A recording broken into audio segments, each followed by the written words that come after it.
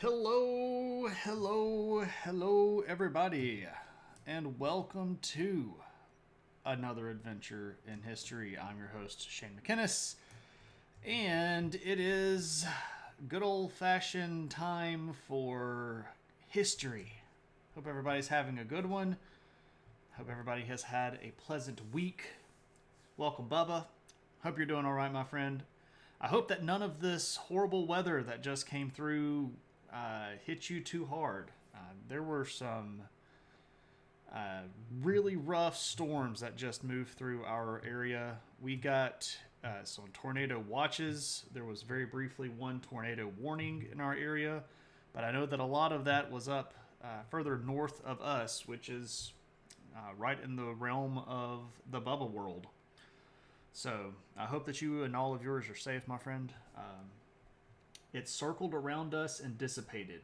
Well, that is fortuitous. It was a pretty rough patch there for a little bit. I unfortunately had to drive home through some of the stuff, and it was nasty. It was the wind was blowing so hard that it was pushing the vehicle around on the road. So, not the best of driving conditions, but I'm glad to hear that you're okay. And I hope everybody else is doing well as well. Again, I'm Shane. This is Adventures in History. It's a show on Twitch here where we talk about historical stuff and we sort of make fun of it and make fun out of it. And we have a good time and make pop cultural references and just be laid back, because history doesn't have to be all grumpy and fussy. It can be interesting. And these people that lived back in time are real people that had real lives, that did things that we can sort of laugh at or commiserate with or understand, because we are also people. So it's a fun time. And tonight, we are talking about one of perhaps the most, well-known historical figures in all of Western civilization, that being Julius Caesar. Hey, Graythar, welcome. Center of the bullseye, but wasn't that bad. Good stuff. Now we're doing odd writers of history that don't really go together.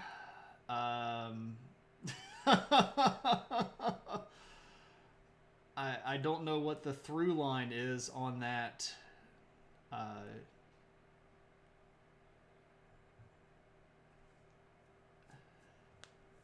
I've probably read more Sappho than either of the other two. Also, hey Magus, welcome. I'm sitting here pondering how I should rank these, and I'm just staring blankly. I mean, women writers, yeah, that had issues with, yeah, but like, I don't. Okay, fine. I guess I have to accept the surface level stuff there, but I was trying to look for something perhaps a little bit more, I guess, academic. Not the kind of like on the face kind of thing. Yeah, very different genres. Ranked by number of pages. Yeah, poetry's probably the only through line there that I don't. I have not read.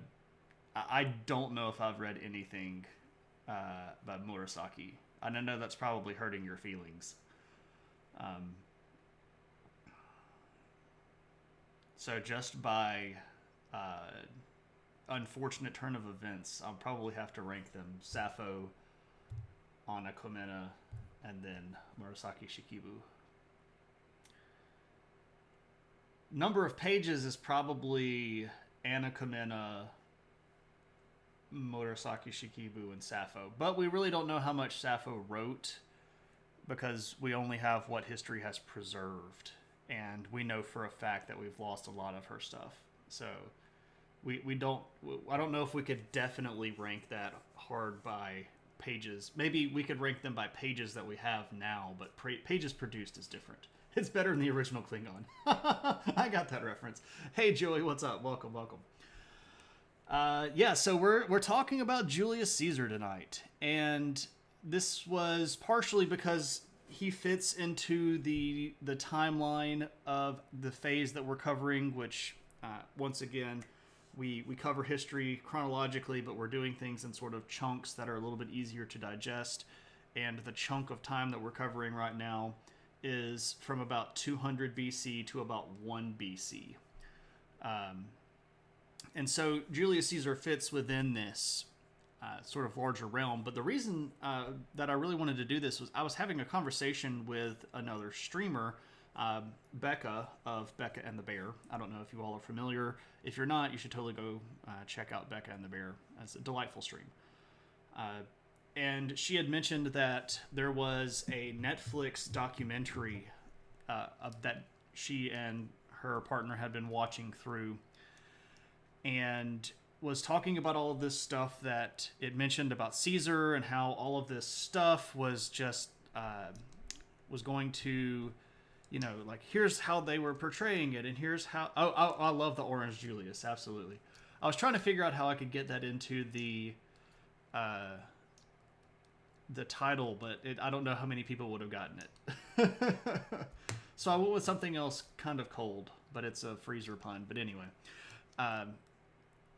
And so I just prompted. I was like, well, so what was the, you know, documentary talking about? And so Becca went into all of the stuff that the documentary on Netflix covered.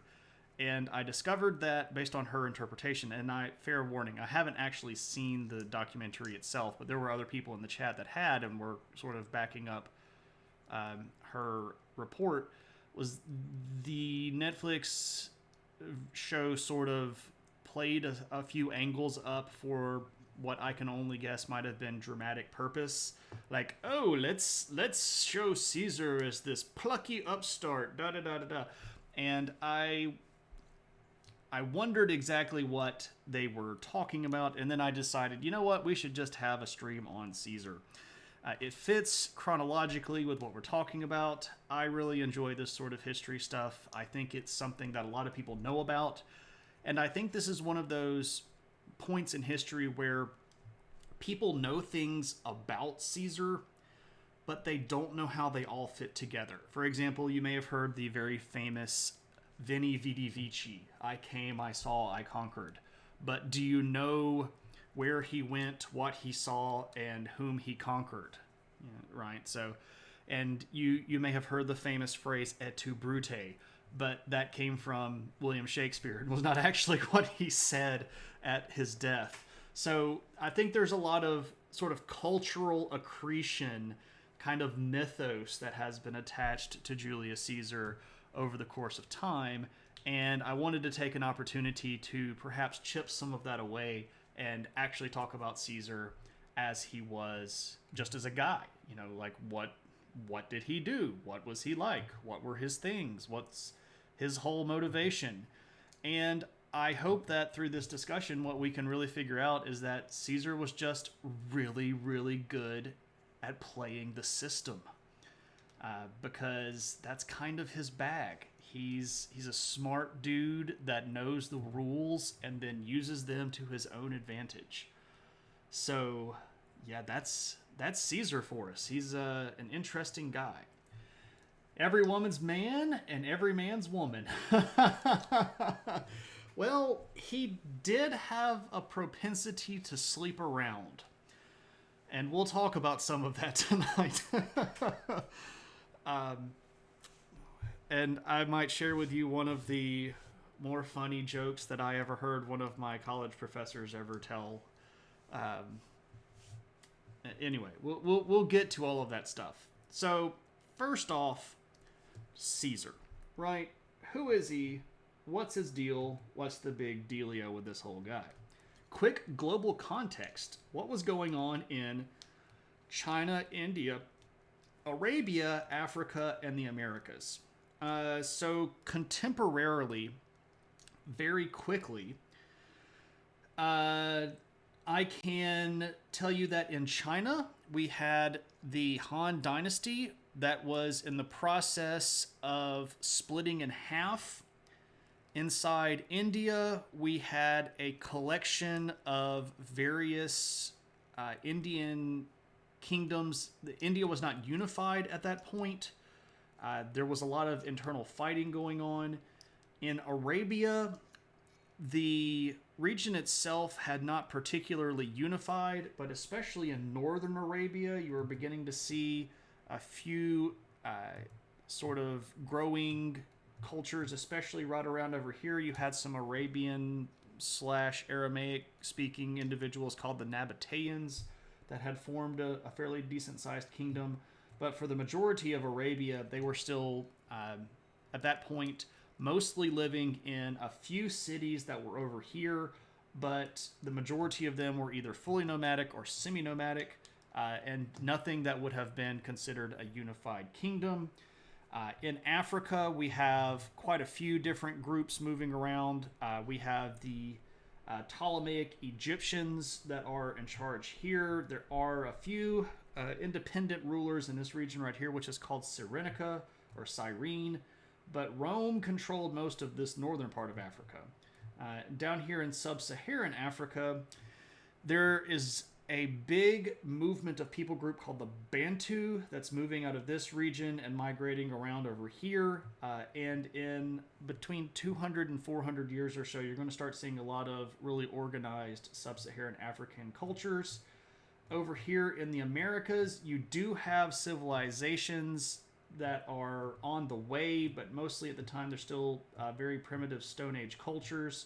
You have a few different ones moving around. Down here in Central America, you're beginning to see the very earliest marks of city-dwelling individuals. So that is sort of as in Bantu knots, exactly, that is them. So that's kind of a very brief rundown of what's going on in the whole world. And if you're interested in any of that stuff that I have referenced, there are almost certainly episodes of all of that I have covered, except for the New World stuff. We haven't made it over to the New World yet. That will be one of the last streams that we do in this phase before we move on to the AD phase. For the record, your plan is to find something so obscure you won't have an opinion. That is very possible. I do not know everything. There are absolutely gaps in my knowledge. I do not claim to be of encyclopedic ability. Hey, Cave Geek, what's up? Welcome, welcome. You're sick of simpering tyrants. It's a fake map. Fake map. There should be a huge traffic jam in the Red Sea, alas. Oh, yes. Oh, yes. The Suez Canal is currently blocked by a big tanker ship, and things are both amiss and a mess. Yeah, so let's talk Caesar, and I just had a picture of him up. It's this guy. This, by the way, is potentially the only existing statue that we have of Caesar that was made during his life. We don't know for certain exactly when this was made, but its history tells us that it could be from around... That's not the guy on the pizza box. Hey, you moose. That's Little Caesar.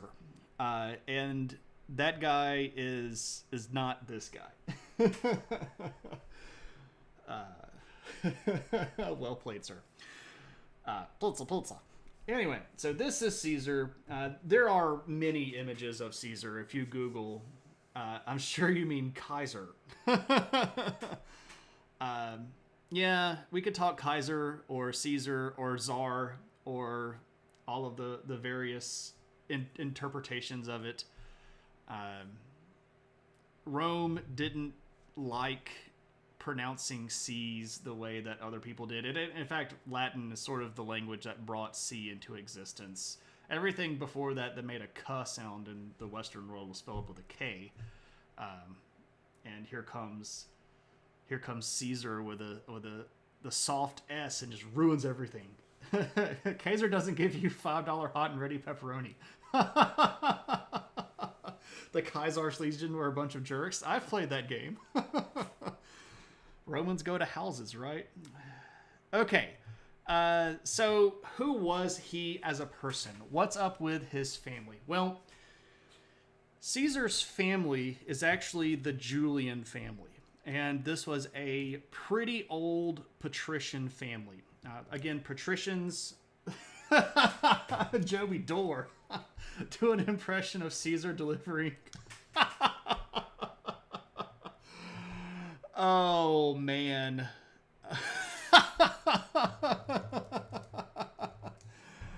Oh, dude.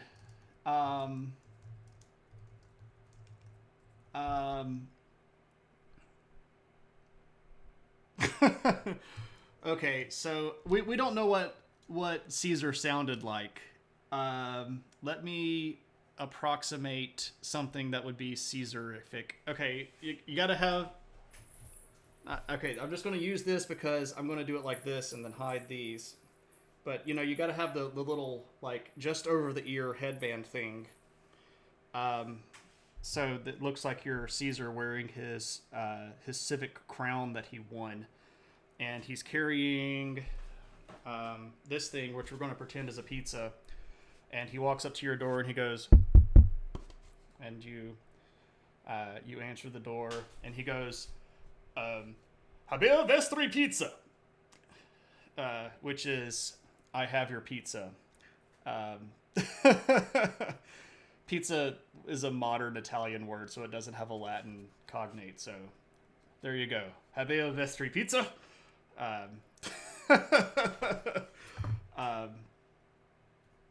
So there you go. I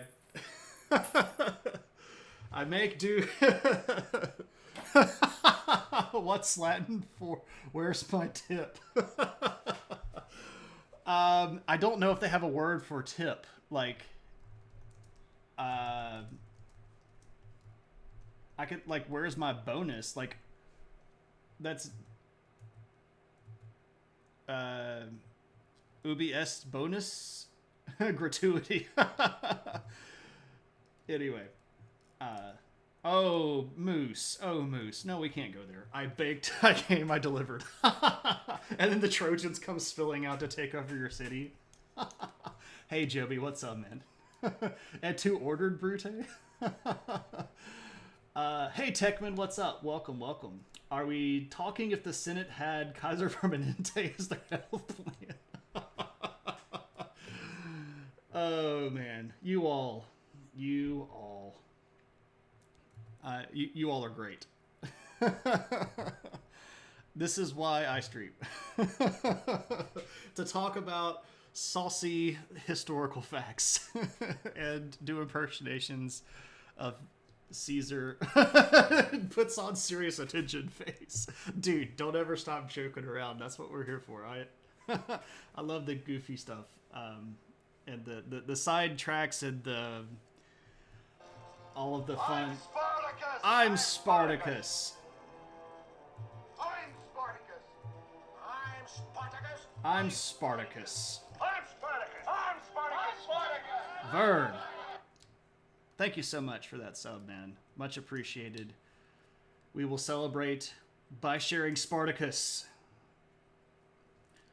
So for those of you that might not have been around for a while, we did get some new emotes, and we now have a fancy schmancy Spartacus emote drawn by our very own Vern.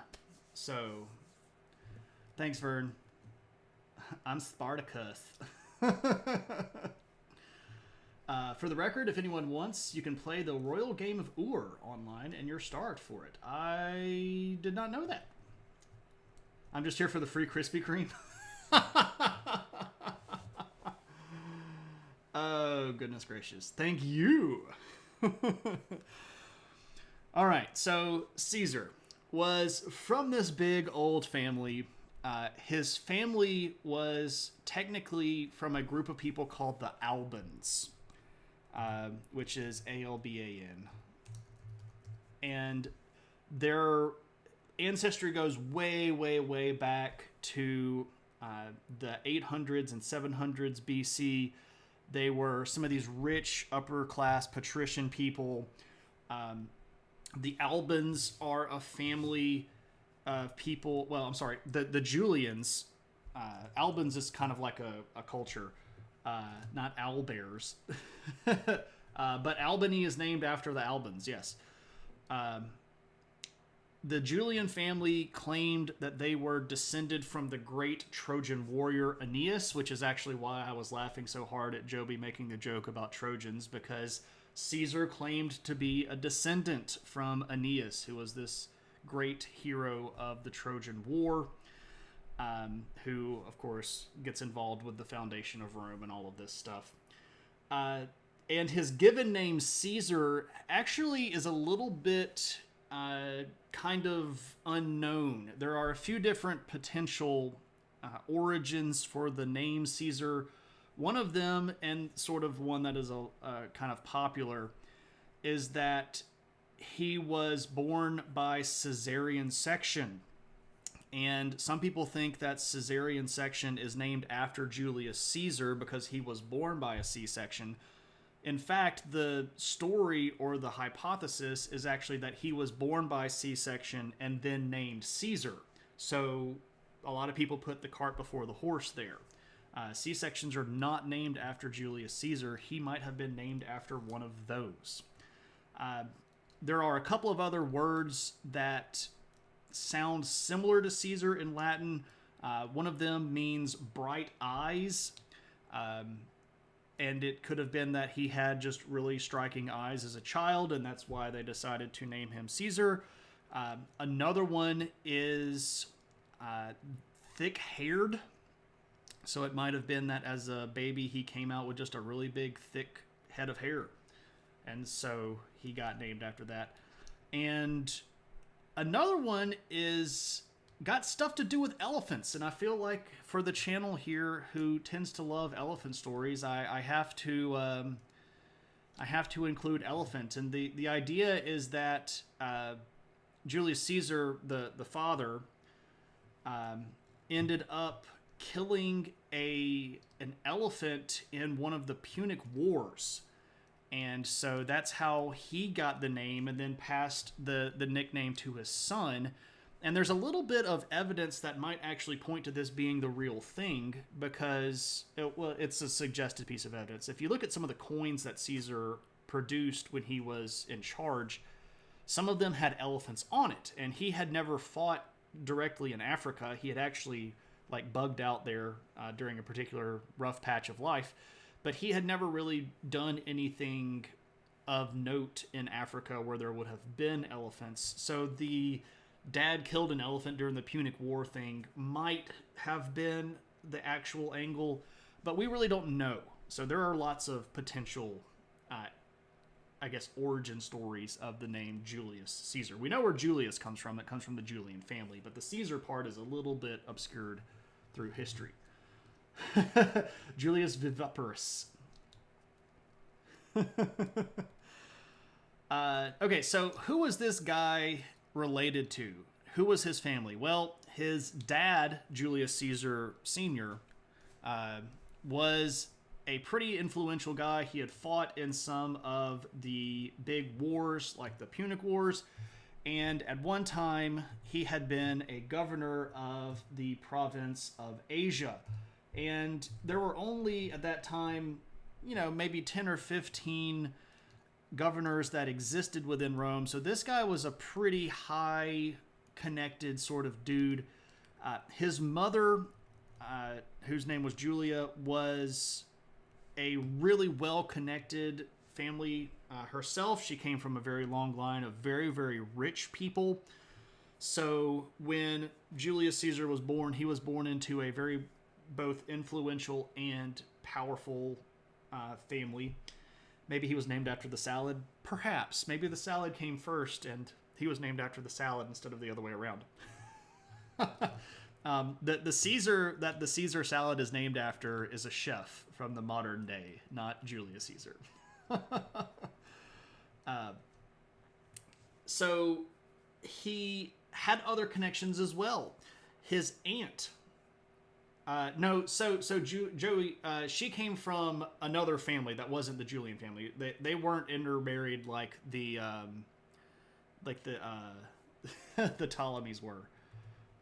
So yeah, Julia by itself was a very, very common name in Rome overall. Et tu crouton? Oh, you all. So his aunt is also going to be a pretty important woman. Romans. Countrymen. Lend me your ears. I come to bury Caesar, not to praise him. Actually, I'm probably going to do a little bit of change, a little bit of praise tonight. So, hail Caesar. His aunt had married. Well, no, that's him. This guy, and we've shared this guy before. This guy is the multiple-time consul of Rome, perhaps the most famous Roman prior to Caesar, a guy named Marius.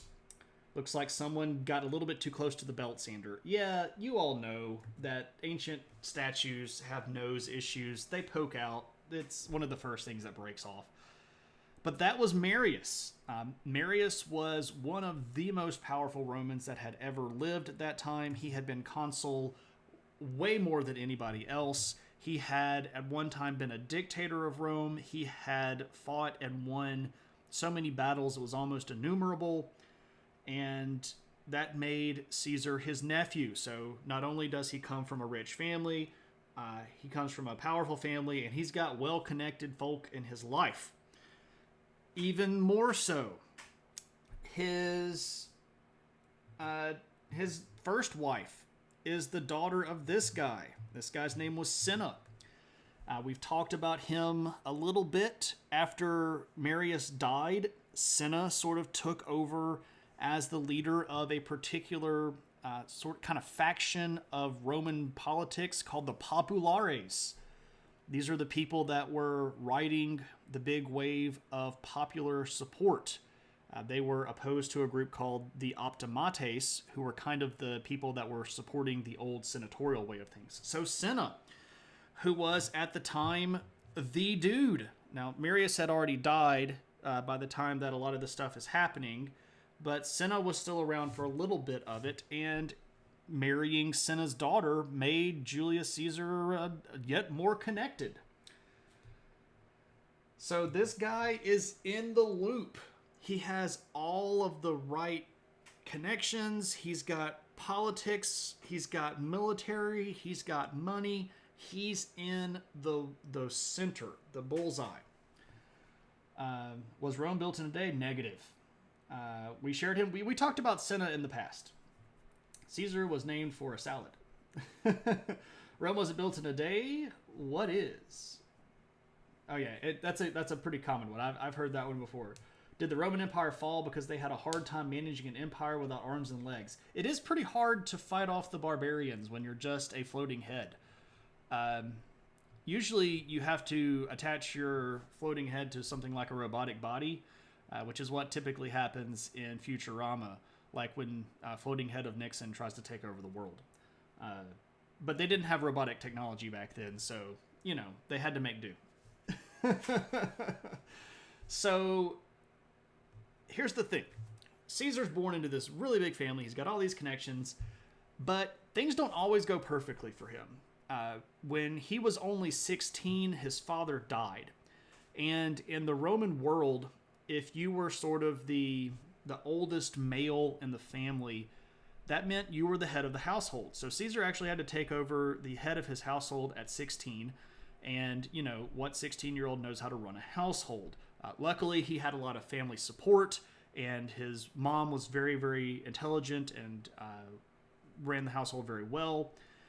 But the big issue that Caesar's going to run into is a guy named Sulla.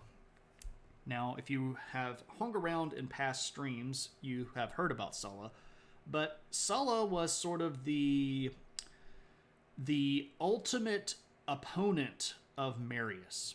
And Marius was Caesar's uncle. So this is like the Megatron to his Optimus Prime, or the Skeletor to his He-Man. Things don't always go perfectly for him. He says about a guy who was assassinated by his best friend forever. Yeah. He did get stabbed lots. I thought, Bob's your uncle. No. That's the other guy. You can have multiple uncles. So, Sulla takes over after a long period of time where the Populares were in control. And Sulla is going to crack down on anybody and everybody that had connection with Marius. And as you might expect, that includes Caesar. And Caesar is going to fear for his life, and he's going to manage to sort of barely escape the city of Rome before getting either captured or killed. He's going to escape down to Africa, where his family had some military support with some veterans. But Sulla is going to basically do what he can to depower Caesar before Caesar ever gets going, really. And he's going to take away a lot of Caesar's family's money, and he almost manages to get him sort of blacklisted from all positions and basically ever being able to have a future in Rome. So the only thing that saves Caesar from kind of this permanent blackballing is actually his family ties, because some of the people that he was related to had actually married Sulla's family, and so he had kind of indirect influence through those, and his family intervened on his behalf. And so Sulla doesn't have him openly put on a list for death or prevent him from kind of doing anything that would progress himself. And so what does Caesar do? Well, he did what any good Roman should have done at that time, and he decided to go into the military. I need to show you Sulla. This guy, also with no nose, is Sulla. I guess you could say Caesar got his nose. Okay, that was a pretty horrible joke. I should not have even gone there. I apologize. So, here's the thing about good Romans. They're doing a lot of coke back then. Not over there. If we went over to South America, there were Native Americans chewing coca leaves, but not in Rome. There was this sort of understood path, or the honorable course. It was called the Cursus Honorum inside Rome, where if you wanted to get into one of the big high-level Roman positions in the government, you sort of had to follow these chain of jobs. You had to usually go do some military service when you were a younger man, and Caesar knows this. And one of the things that I really want to stress tonight is that Caesar's biggest strength was sort of understanding Roman culture. He had a deep and thorough understanding of exactly what made Rome Rome. And he's going to use that to get himself into the right positions. So he has to go do some military service. How does he smell? Not so great. Did these busts used to be painted? Yes. Most of the Roman busts that we have now that are marble were at one time painted. And they would have been painted to look lifelike. They would have been painted in clothes with hair and eyes and all of that stuff. Over time, of course, that has degraded and fallen away. There are still a few examples of some very, very well-preserved statues that have some of the original pigments on them. And one of the things that has been kind of an emerging field lately is trying to do radiometric scanning of the surfaces of some of these to see if we could determine exactly what type of pigments might have been used, and then sort of retro engineer what color that might have been. And for example, if we knew something was red, we knew from both texts and from historical samples the types of plants and dyes that Romans used to make red paint. So theoretically, if we could determine that some of those ingredients were on one of these statues at one time, that might be an indicator that this particular part was painted red. Now, of course, that's still involving a lot of speculation, but it's an interesting field, and there are a few places that are doing some sort of restoration work on a lot of this stuff. It's mostly being done in digital painting stuff, where they scan a 3D image of the bust and then they can go in and kind of paint it digitally. If you want to, you can Google. I know that there was a guy that had done a lot of 3D rendering of Roman emperors. I can't remember exactly what it was titled. This came out probably 4 or 5 months ago, maybe. If you go Google it, you can probably find some. But there's just one particular artist that had done this whole stretch of Roman emperors, and he had done a lot of digital rendering to sort of make them look more lifelike. It's kind of creepy, but also very interesting. Yeah, he's been dead for 2,000 years, so he probably doesn't actually smell very much at all. He just smells like dust after that point. So Caesar goes to fight in Turkey, and if you all remember that this region over here was very militarily active. There was a kingdom over here called Pontus that had been quite a thorn in the side of the Romans. There was still a bit of fighting going on over here, and Caesar's going to go fight in Turkey, and he's actually going to do a pretty good job of it. He manages to win something called the Civic Crown, which was akin to the Congressional Medal of Honor. It was one of the higher awards that you could receive as a civilian inside of the Roman world. He did this for some above and beyond bravery. I love the old marble statues and modern clothes series of Watson. I've seen some of those. Those are pretty interesting as well, Foggage. If you have some of that stuff handy, you're welcome to share the link. But yeah, I've seen some of that stuff. It's it's pretty interesting with like the like a t-shirt and jeans on some of these. I do like the fact that humanizes a lot of these people, because one of the things I have this thing about is that when we look at historical figures, sometimes it seems like they didn't actually exist, right? They were just these kind of two-dimensional things that we interact with in a history class, but they weren't really people. But these were really people, right? Yeah, there we go. So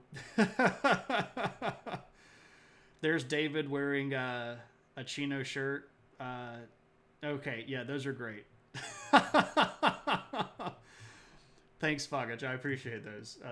Those are great stuff.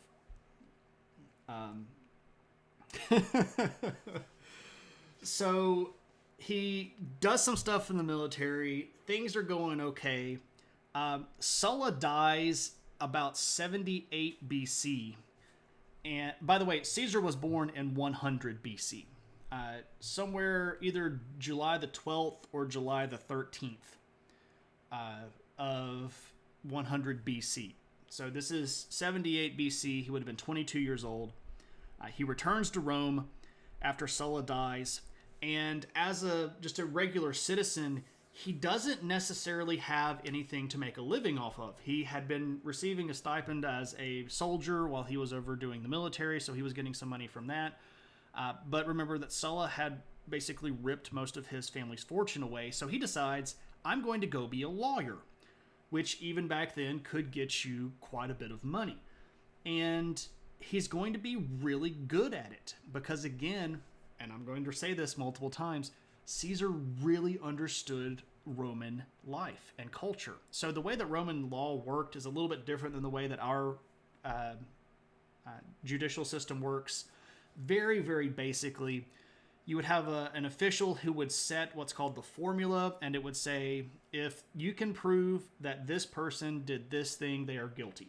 And then both of the sides would have to argue whether or not this person did this thing or whether or not this person did that thing.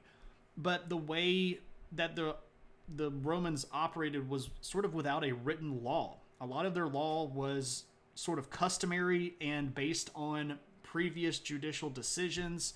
So you had to be really smart. You had to know what other decisions had been made in the past and when to employ them as weapons on your side or against another side. Very much ad hoc. And the term ad hoc is Latin. And some of the courts were ad hoc, which means for this. Like, we are making a court for this. This person has been accused of murder. And we are making an ad hoc court to decide whether or not this... Well, I mean, there were standing courts for murder, but you get what I'm saying. Latin, woo! Julius Caesar, they call it. Judicial Caesar. Right. So, it was common law. You had to understand it on a fundamental level. You had to know the custom, you had to know the tradition, you had to know all these past decisions, and above that, you had to be smart and quick on your feet, which is why a good lawyer was really hard to find. And one of the best lawyers in the Roman world at the time was this guy, who you may have heard of. His name was Cicero. Cicero is one of the best known legal minds of the Roman world. He was also a politician, dabbled in a lot of other big things in the Roman world. But he is remembered for his extensive recording of court proceedings. And we know a lot about Roman law because of this guy, Cicero. Yeah, because he wrote like crazy. Quick on your feet, because if you lost the case, your clients would chase you down. Sometimes, yes. Were they given a limited time to make their arguments, or did these court last until the judge was satisfied? A little bit of both. The official running things had a little bit of a say-so over whether or not you got to keep talking. If he felt like you had made your case, you need to wrap it up. But sometimes they could go on for quite a long time. And one of the tactics even was knowing when you could just keep talking. And in effect, keep talking until the end of business day, because if you knew that the next day might be a day of no business, a day that's called nephos, you might get an adjournment. And then it might be a long time before your case came back up. So stalling was part of the tactics. He only had himself to blame. You all. One of my favorite books on first century letter writing is based almost exclusively on Cicero's letters, because he talks extensively about how writing was done in that time period. Yes, very much. You've heard that judges are harshest before lunch and most lenient after lunch. That's quite possible. So Cicero, who was an active lawyer at that time, actually knew Caesar. And Caesar impressed the daylights out of him. And Caesar even got so good at the law that he ended up sort of being accepted by one of the foremost jurists of the time, the guy that actually trained Cicero. And this guy lived over on one of the islands over here off the coast of Turkey. So Caesar went over to train with like the most famous lawyer, Apollonius, that kind of ever existed in Rome at that point. So Caesar was getting big in the law, and he was making a lot of money off of this. Here's the thing, though. When he was coming back from the region, going back over to Rome after studying, he gets caught by pirates. And I've told the story before. If you were here on our stream about pirates, you've heard this story, but very briefly, I can recap it here. Caesar gets caught by these pirates. And these pirates recognize who he was, and then they're going to ransom him back to his family over in Italy. And it turns out that they didn't ask for enough, and this sort of insulted Caesar. So he's like, oh, no. You've got to ask for like at least twice that much, because I'm that important. And they're like, there's no way they're going to pay that. And he's just, let me run this. You're screwing up this whole situation. Just let me run this. So they ended up asking for more money, and his family pays it. He gets out of hock, and they come to get him to pick him up, and he tells the pirates, I'm going to come back and murder you all. And they're like, oh, Caesar, you goofy guy. So Caesar actually went right back over here to Turkey, where he had all of these military connections, and he rounds up a whole bunch of mercenaries and goes back over to the island and kills all the pirates. And he does so by crucifying them, which is one of the more gruesome ways to die. You basically hang on a stick until your blood becomes so thick that it can't pump because you're not oxygenating yourself, and then you die slowly. So here's the story to the pirates. If you abduct Caesar and he tells you that he's going to come back and kill you, he's not joking. So after this sort of side quest, if you will, Caesar does make his way back over to England. Not England, where he's getting to England. Over here to Italy, where he decides now it's time to run for politics. Why were the Romans so big on crucifixion? It wasn't just stabby enough? Well, couldn't you just chop the guy's head off? Crucifixion was a visual punishment, and it was designed to make sure that everybody knew that they did not want that to happen to them. Crucifixion usually took several days to kill somebody. And the whole time that they're up there, they're able to talk to you, and you're walking down the road somewhere and there's a whole bunch of crosses strung up, and you go, hey, what'd you do? And they're like, I made Caesar mad. And then people go, oh crap, I shouldn't make Caesar mad. Now, there were actually a lot of protections that prevented Roman citizens and certain other Italian people. There were various rights. There was the Latin rights, and then there were citizenship rights that prevented full Roman citizens and Latins from being crucified. There were also certain protections as a citizen that would keep you from being beaten so much, or being beaten with certain objects. If you're going to get beaten, they could only use a stick, and they couldn't use a whip, which is a good thing, trust me. If you're going to get hit with a rod, you want to take that over getting hit with the cat of nine tails, which is basically a whip with little bits of sharp rock and glass and pointy metal in it. Yeah, whips will literally take chunks of you out. So you want protection from that, which is why Roman citizenship was the stuff back in the day. Back in the day, getting your arm cut off, for example, was just considered a flesh wound. 'Tis but a flesh wound. I've had worse. Oh, Joey. I appreciate that. So he gets back to Rome, and he's going to become a quaestor.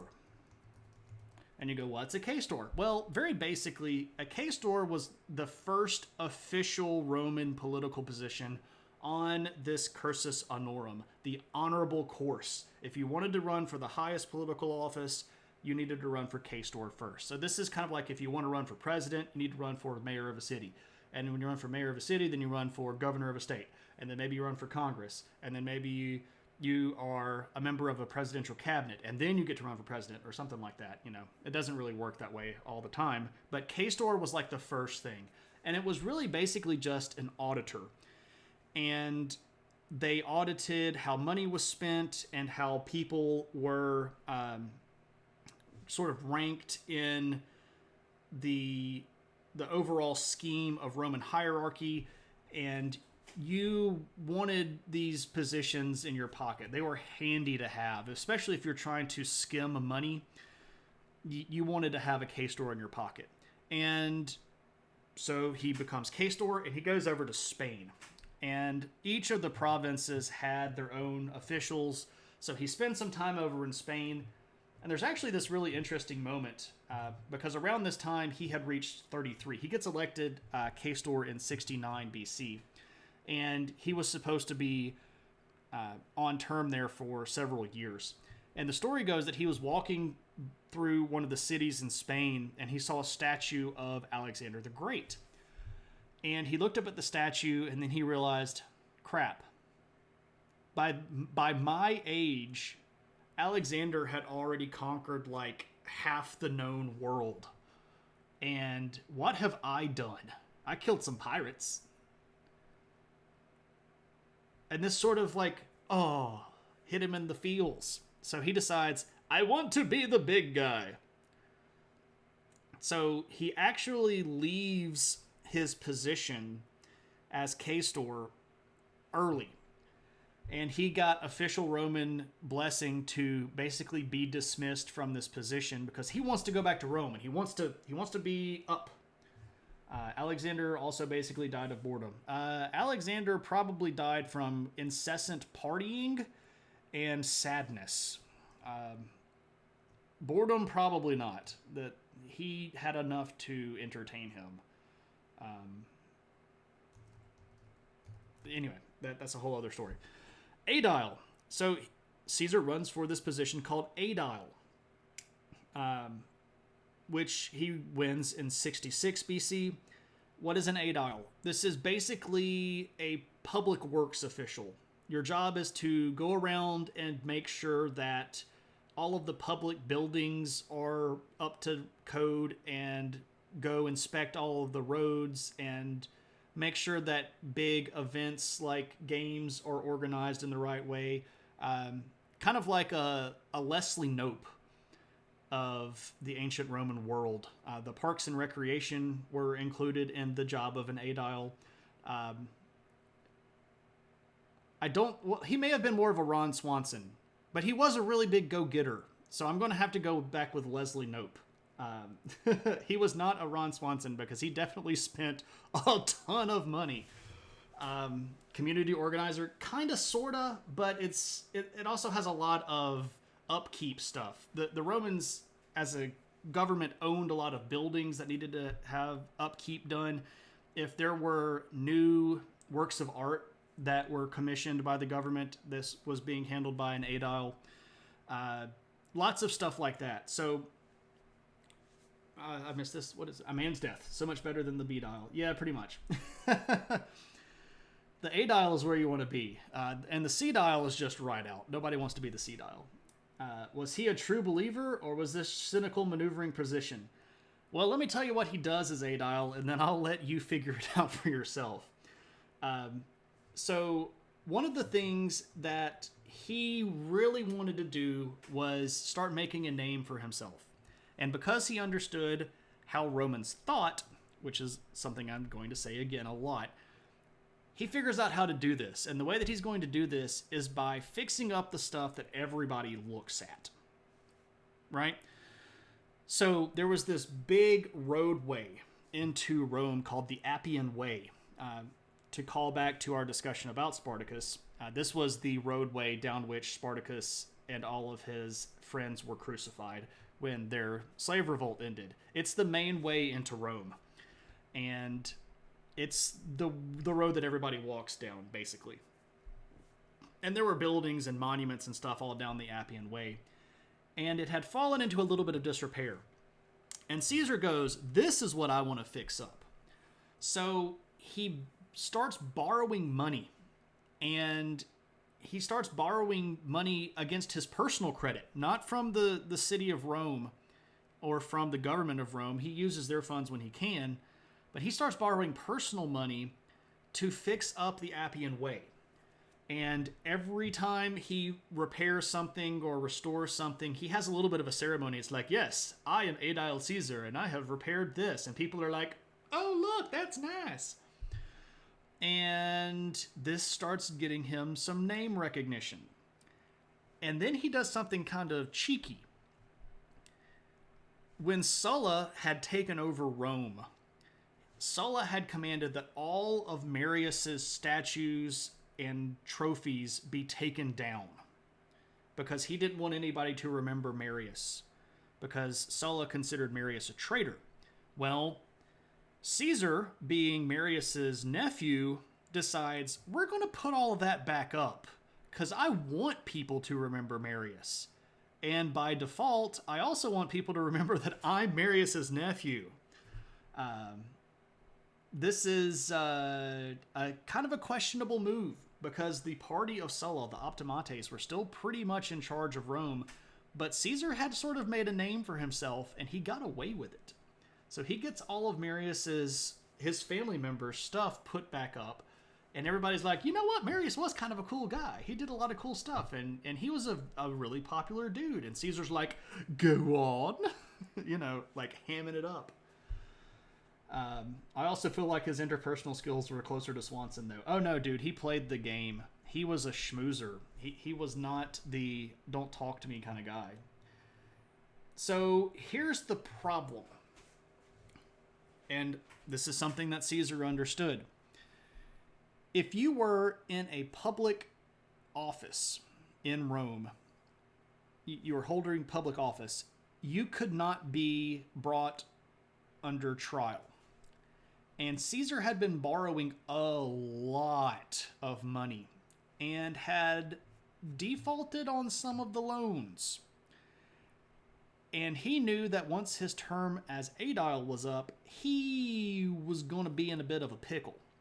So, what you gonna do? I don't know. What do you do? Well, you gotta find something else to get elected as. And what he's going to go for is this thing called Pontifex Maximus. Or the Great Bridge, which is literally what it translates into. Great Bridge. The Pontifex Maximus was the high priest of all of the Roman religion. So this dude was like the top religious leader in Rome. And it was an elected position. And at this point, nobody should have expected Caesar to win. But somehow he did. And when people start looking around at this, people like Cicero and another guy who was pretty popular at this time named Cato, who was this guy, who was also a very popular jurist, but also a political figure. These guys start thinking, I don't think I like this Caesar guy. How did he get Pontifex Maximus? He's this young punk kid.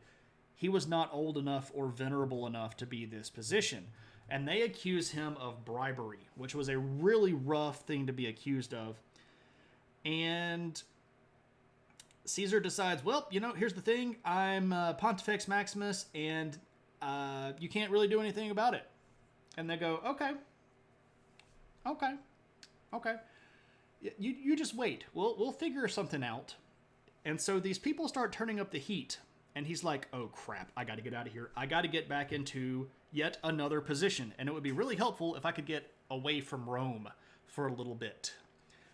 So Caesar decides, yeah, let's go back to Spain. Right? Spain. I've been there before. And in 62, he moves up to the next level, called praetor, and praetor is basically governor, and he gets elected governor of Spain. And this is just like, oh, really? How is this guy winning all these offices? And his opponents are really getting out for him now. And so he sneaks out kind of in the middle of the night and gets over to Spain, and he starts talking to a pretty important guy. No one expects a Spanish expedition. Well played, Vern. Well played, sir. Caesar strikes up a conversation with this guy. This guy's name is Crassus. Crassus was the largest landowner in all of the Roman world. This guy had bought up basically every plot of land that he could, and when he had hit the finger quote level of maximum amount of land that you could handle, he had started getting his clients to buy up land for him. This dude was filthy, stinking rich. Oh, that Crassus, he's so hot right now. So, what are you to do as a guy that's in debt, as a praetor of another province over in Spain? What are you going to do, Caesar? And Caesar's like, hey, Crassus, would you like political friends? And Crassus is like, I'm always looking for political friends, buddy. And Caesar's like, would you be interested in funding a Pontifex Maximus Praetor who's also been, Aedile and Quaestor and is moving up the right way. Civic Crown winner, 5-time winner of Witch Weekly's Handsome Smile Award. That's Gilderoy Lockhart, I'm sorry. Anyway, so Crassus is like, okay, we can make a deal. How are we going to do this? And Caesar's like, could you pay off my debt? And Crassus is like, I can handle some of it. I can get the bad guys off your back. I can get some of this stuff off of you. And Caesar's like, I will be equally grateful to you perpensatorily how much you get rid of my debt. So Crassus actually pays off a lot of Caesar's debt. And you go, why did he do that? Well, here's the thing. Crassus is a smart guy too. And he sees what Caesar is up to and kind of likes his style. Also, Crassus hated this guy named Pompey. And we've talked about Pompey before, but Pompey was sort of the vogue guy at the time. Only shooting stars break the mold? Right. Pompey was sort of the big shot, and he was kind of running things. And Crassus didn't really like Pompey. And Pompey didn't really like Caesar. So Caesar and Crassus were like, enemy of my enemy, right? So Caesar's over here. He's doing his thing in Spain. It actually turns out pretty well. And Caesar decides, okay, I'm going to come back and I'm going to run for consul. I want to be the top level. Consul was sort of like the president level. It's the highest elected official that you could get. So he tries to run, and Cato, this is Cato the Younger, by the way. Cato the Elder is the guy that was always yelling about, we got to destroy Carthage. This is Cato the Younger, another one of these jurist political guys. Cato also knows the law really well, and Caesar was really hoping that, because as governor of Spain, Caesar had done some fighting and beaten up some people, and was trying to get a triumph. This was sort of a big celebration of a Roman victory. But to do that, you had to be a civilian, meaning that he would have had to give up his elected position and have been a military officer instead of a political officer. But here's the thing. If he gives up his political office, that means he's liable for prosecution. So do you want the triumph and the glory that comes with it, or do you want to go to jail? And so Caesar's like, okay, crap, I'll give up the triumph, but I'm going to run for consul. And Cato's like, okay, fine, do your thing, but you're not going to win it. Guess what? He wins consul. Consul. This is in 59 BC. So Caesar, in 59, becomes one of the top 2 dogs in all of Rome. Consul was always a dual position, and each one of them sort of had a veto over the other. So the idea here is that one person can't become a king because you had 2 people that both shared power that could cancel one of each other's out. And Rome hates the idea of a king. They did not like people being kings. That was the whole thing going way on back in Roman history. Kings were bad. So when he becomes consul, Caesar gets this weird idea. And he's like, okay, here's the thing. I am pretty clearly one of the top dogs. I just got elected. And I would really like for Crassus and Pompey to get along. If I could get both of those guys on my side. Crassus being the money, Pompey being the military power. If I could get both of those guys on my side, we would be an unstoppable triumvirate. And so, Caesar, using his schmoozing powers, manages to convince Crassus and Pompey to get along. And he bribes Pompey with something that's kind of gross. He bribes Pompey, who was an old guy, with his own daughter, who was a young girl named Julia. These accusations of bribery, do we know if there was anything to them? How did he win all these positions? No one thought he could win.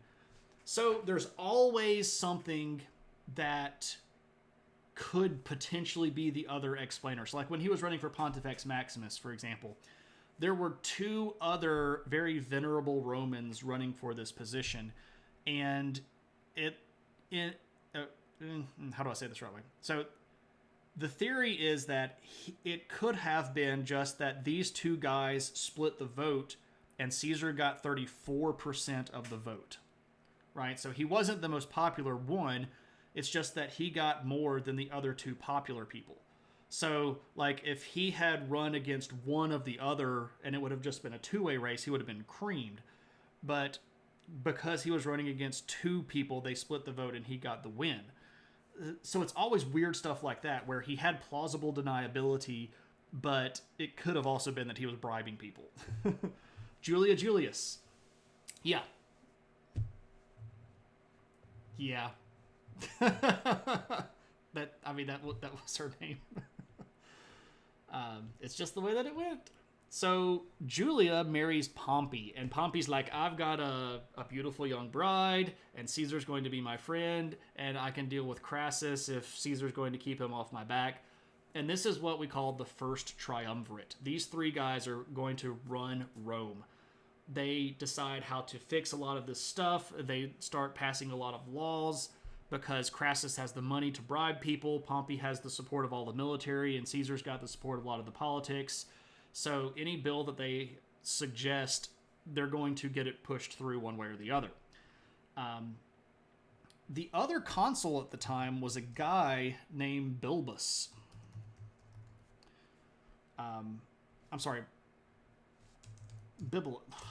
I can't type and talk at the same time. Bibulus. And Bibulus did not like all of this shady stuff because he was consul. He was supposed to be able to do all of this stuff, but he couldn't really get anything done. And at one point, the triumvirate is trying to get this law passed through that was going to force land reform. It was going to take land away from wealthy Romans, not Crassus, by the way, and force it to be given to the poor. And Bibulus was like, oh no, this is just no way this is going to happen. So Pompey basically calls up all of the veterans that he knew, which was like half the Roman army, and they flood into the city of Rome, and they're like, oh, we're here to vote, and we're going to vote for that give poor people land. And Bibulus is like, man, forget this crap, I can't stand this junk. And so there's a big riot that breaks out. And what's really horrible about this is that Bibulus tries to play all of these tricks, like, I think that today is a day of bad omens, which is a day that means, like, if there were bad omens, you couldn't have a vote. But nobody listened to him. They're like, shut up, Bibulus, go away. At one point, Bibulus was trying to flee from some of these riots, and he ran into some people that he thought were kind of his friends, and they dumped a bucket of poop on him. So, clearly not his friends. So Bibulus effectively went into kind of a self-installed home. He basically gave up trying. He went and lived in his house and would occasionally send out these notes like, you shouldn't do anything today, it's a bad idea. And people were like, shut up, Bibulus! And they did it anyway. So poor old Bibulus, that guy, he just got he just got pooped on. So this whole consul thing is going gangbusters, but consul is only for 1 year, and then Caesar's got to go figure out something else to do. Like, oh crap, what do I do when I'm done being consul? Manure. I hate manure. Maybe that should have been Back to the Future 4. And it should have been Bifilus instead of Bibulus. I would have gotten that pun. Wait, friends don't dump buckets of poop on each other. You're confused. So there were a lot of people that Bibulus thought were on his side that were not actually on his side. When the giant gang of veterans showed up in Rome, a lot of people were like, oh crap, we're not fighting Pompey, we're not fighting Crassus, we're not fighting Caesar, we're going to go along with them. And Bibulus was like, you're on my side. And he's like, no. Oh, sarcasm. I apologize, my dear. I did not catch the sarcasm. Yeah, Bifilus is. I'm going to claim that one as a pretty daggum good joke. Back to the Future 4, back to Roman times, and we can find out that it was actually Marty McCaesar, and he was there the whole time. Anyway, so the idea here is that Caesar has to find something else to do, because if he gets out of public office, guess what? He's liable for trial. So he's like, okay, crap, what do I need to do here? I need more provinces. Let's go back to being a governor. I want to go back to being a praetor. Let's go back to praetor stuff. So he gets elected praetor. But instead of just having one province, Caesar gets 4. Which is a lot for one person to handle, right? So he gets some of this territory right in here, which is called Cisalpine Gaul, Transalpine Gaul, and the region over here, which we call Illyricum.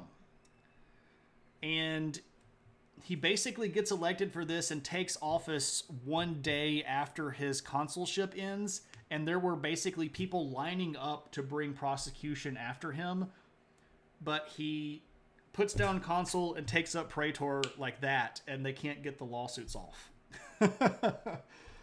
Because Caesar understood how things worked, and he knew all of the steps, and he was always like one step ahead of them.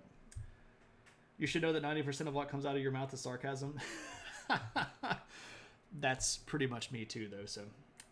So he gets up here to Gaul, which is modern day France. And there are some people up here called the Gauls. And I almost named the stream tonight the Gaul of that guy, but spell it Gaul. But he's not a Gaul himself. So I just went with Caesar Burn, which is pretty much how he handles everything. He stays in a position so long that you can't get to him, but that ends up hurting him in the long run, and they have to throw him out. So what happens when Caesar stays in a position too long? He gets Caesar Burn. What do you do with stuff with freezer burn? You chuck it. Spoilers, that's what happens. So I thought that was a pretty decent title. It makes sense to me. If it doesn't make sense to you, I apologize. So what's up with Gaul? Well, it turns out there's some nasty people up there. According to the Romans, these were nasty people, by the way. They're called the Gauls. And there were a lot of them. And the Gauls were sort of the boogeymen of Rome. Back in the earlier period of time, around the 500s, the Gauls had actually managed to invade Italy and sack Rome. So they got into the city of Rome and burned down a whole bunch of stuff. And this was a traumatic event. And so the people of Rome sort of had this memory injury of what the Gauls had done to them. So a lot of the political opponents of Caesar were like, this is actually good. We'll send him up to Gaul and he'll get killed by those people. There's, that's actually great for us. The Gaul of those jerks. Yeah, there we go. Ask your doctor if Illyricum is right for you.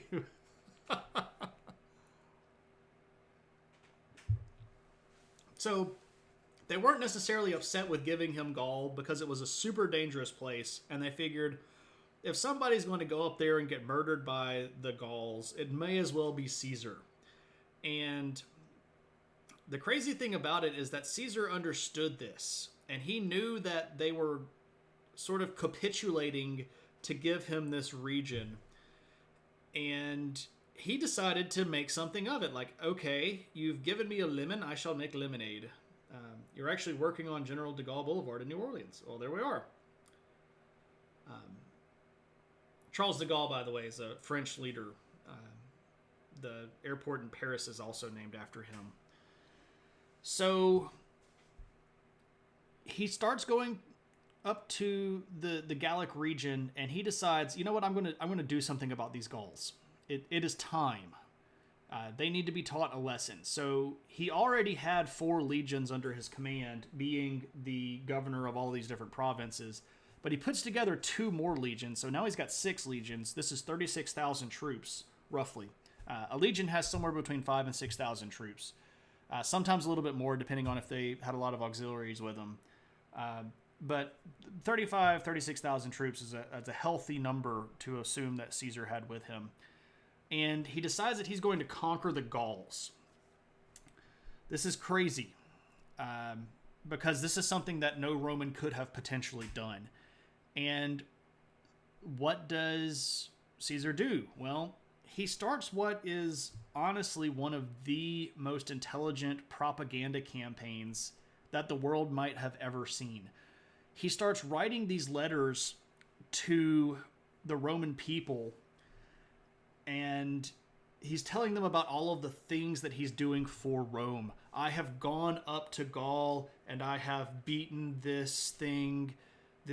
I've taken this fortress, or I've beaten these people. And he's sending these letters back to the Romans, and he's having his supporters read them in public. And these people are like getting kind of like weekly installments of the hero Julius Caesar fighting against the Gauls. And he's up there defeating the bad guys, and he's whipping them into shape, and they're falling down before him. If he wins, awesome. If he dies trying, even better. He doesn't want to die, but that was definitely a potential here. Here's the problem, though. With all of this propaganda, he starts getting way more popular than the other 2 triumvirs. Crassus and Pompey are both like, I don't really like how fancy this guy's getting. Like, this guy, he's getting big for his toga. Like, we need to do something about this. And so Caesar's like, oh, no, come on. So they meet in the Italian city of Lucca in 56, and he's like, here's the deal, guys. I'm not doing this for me. I'm doing this for the good Romans, the soldiers that are with us, and we're going to use this as a way to get rid of all those bad guys. And this kind of convinces Crassus and Pompey to hang on for a little bit more. But then he does something even worse, and he decides, okay, cool, now that I've got everybody back on my side, I'm going to go get Britain too. And so he invades Britain, and this is in 55 BC, and goes up there and beats them up. And now people are like, oh, dude, he's just going over and above. Like, he's going to distant lands to protect Rome. These guys are just going to fall by the thousands to his sword. And people are just like, yeah. And the triumvirs, Crassus and Pompey, are like, that dude, he's just out for glory. That's all he wants. And then some unfortunate stuff happens. First off, Julia, Caesar's daughter, Pompey's wife, dies in childbirth. And Caesar's like, oh crap, I've got to keep Pompey on my side. So he actually tries to marry him off to another one of his young female relatives, like a cousin. He's like, look, I got another young girl that you can marry. And Pompey's like, forget you, I hate your guts. And so Pompey's kind of out of the triumvirate at that point. But what about Crassus? Crassus is still there. He's got a lot of money. Well, Crassus is getting a little antsy because he doesn't have military glory of his own. Caesar's up there beating up everybody, getting all the glory. Where's the glory of Crassus? And he thinks that glory of Crassus is over here in Parthia. Oh crap, my daughter died. Yeah, not oh crap, my daughter died. Oh crap, my political future is falling apart. Pretty accurate there. Now, Parthia was the second largest empire in the region. They controlled all of this territory right here. They were big old bad dogs. And the Romans had been pushing up against their borders for a while by that point. And Crassus is like, oh, I'm going to go beat up Parthia. If he thinks he can beat up the podunk little Gauls and the Britons, I'm going to go beat up the Parthians, because guess what? The Parthians are the real big bad guys. You're over there beating up, like, side bosses. I'm going to go beat the raid boss by myself. And there's a big battle at a place called Carrhae in 53. And Crassus not only gets defeated, he gets killed. And the Romans in his army get killed almost to the last man. And the battle standards of the legions get confiscated by the Parthians. And that might not seem like that big of a deal, but the Romans, especially the Roman military, were really, really superstitious. And you'd carry around these banners called aquilifers, and they'd have eagles on the top of them representing Rome. And you were basically supposed to protect that with your life. But the Parthians not only beat Crassus so bad that he ends up dying, they took the colors. Exactly, Joe. They took the colors. And this was a big old bad loss. And at that point, Crassus was dead, Pompey was out of the triumvirate, and Caesar's there by himself. He's got no more cover. So, what's he gonna do? Well, here's the thing. Pompey ain't dead. And so Pompey decides that he's just going to take over Rome and forget Caesar. But Caesar has other problems. Most notably, he's over here in Britain and France, and now there are bad guys between him and Rome. So he's got to fight his way back before Pompey can take over. This is like down to the wire kind of stuff. And the guy that's between him and Rome is this dude. This is a Gallic leader, a guy named Vercingetorix. And you're like, that's a crazy, interesting name. Were the Swiss Gauls neutral? Negative. And this is where the episode of Dukes of Hazzard ends. How's them Duke boys going to get out of this pickle? So that's Vercingetorix, who was a Gallic leader who had basically put together this union of Gallic soldiers and was fighting very, very bravely against Caesar and giving Caesar all that he wanted. Defeated Caesar at a couple of skirmishes and one really big battle. And Caesar was like, this guy's the legit real big deal. One of those Gallic names? Exactly, yeah. So Caesar's got to take care of this guy first. And it's a tough battle, but Caesar does end up winning. But Pompey gets to the power first. And Pompey sends a letter up to Caesar. Bye-bye, Vercingetorix. By the way, still kind of a cult hero in a lot of French areas, especially southern and central France. Lots of statues to Vercingetorix. The letter basically says, your term as governor is up. So you are now a private citizen. You need to lay down control of your military because you were commanding these troops under the umbrella of you being the governor of all of these provinces. But you're not the governor of those provinces anymore, so you don't have control of those troops. Get your butt to Rome. You are being summoned. And Caesar's like, crap. Because his time had run up. Like, he got caught on the carpet, right? It is fair to say, though, that Caesar was the most popular Roman alive. And let me show you kind of why. All right, so this is a map of what Rome was at the time. All of this territory right here, and a lot of this territory over here, was in Rome because of Julius Caesar. Like, he had added this whole chunk of territory to Rome. He had managed to collect loot from that area, which he put into his personal fortune and get a lot of the debtors off of his back, by the way.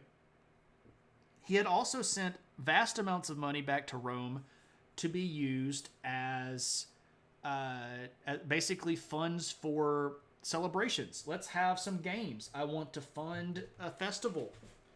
This festival brought to you by Julius Caesar. What were the polling numbers on 538?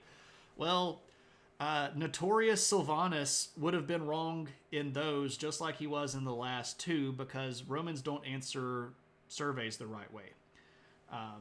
Yeah, pizza party. Like, we're going to have a Friday pizza party, and Little Caesars is going to sponsor it. And everybody gets as much pizza as you want. Are you not entertained? Exactly.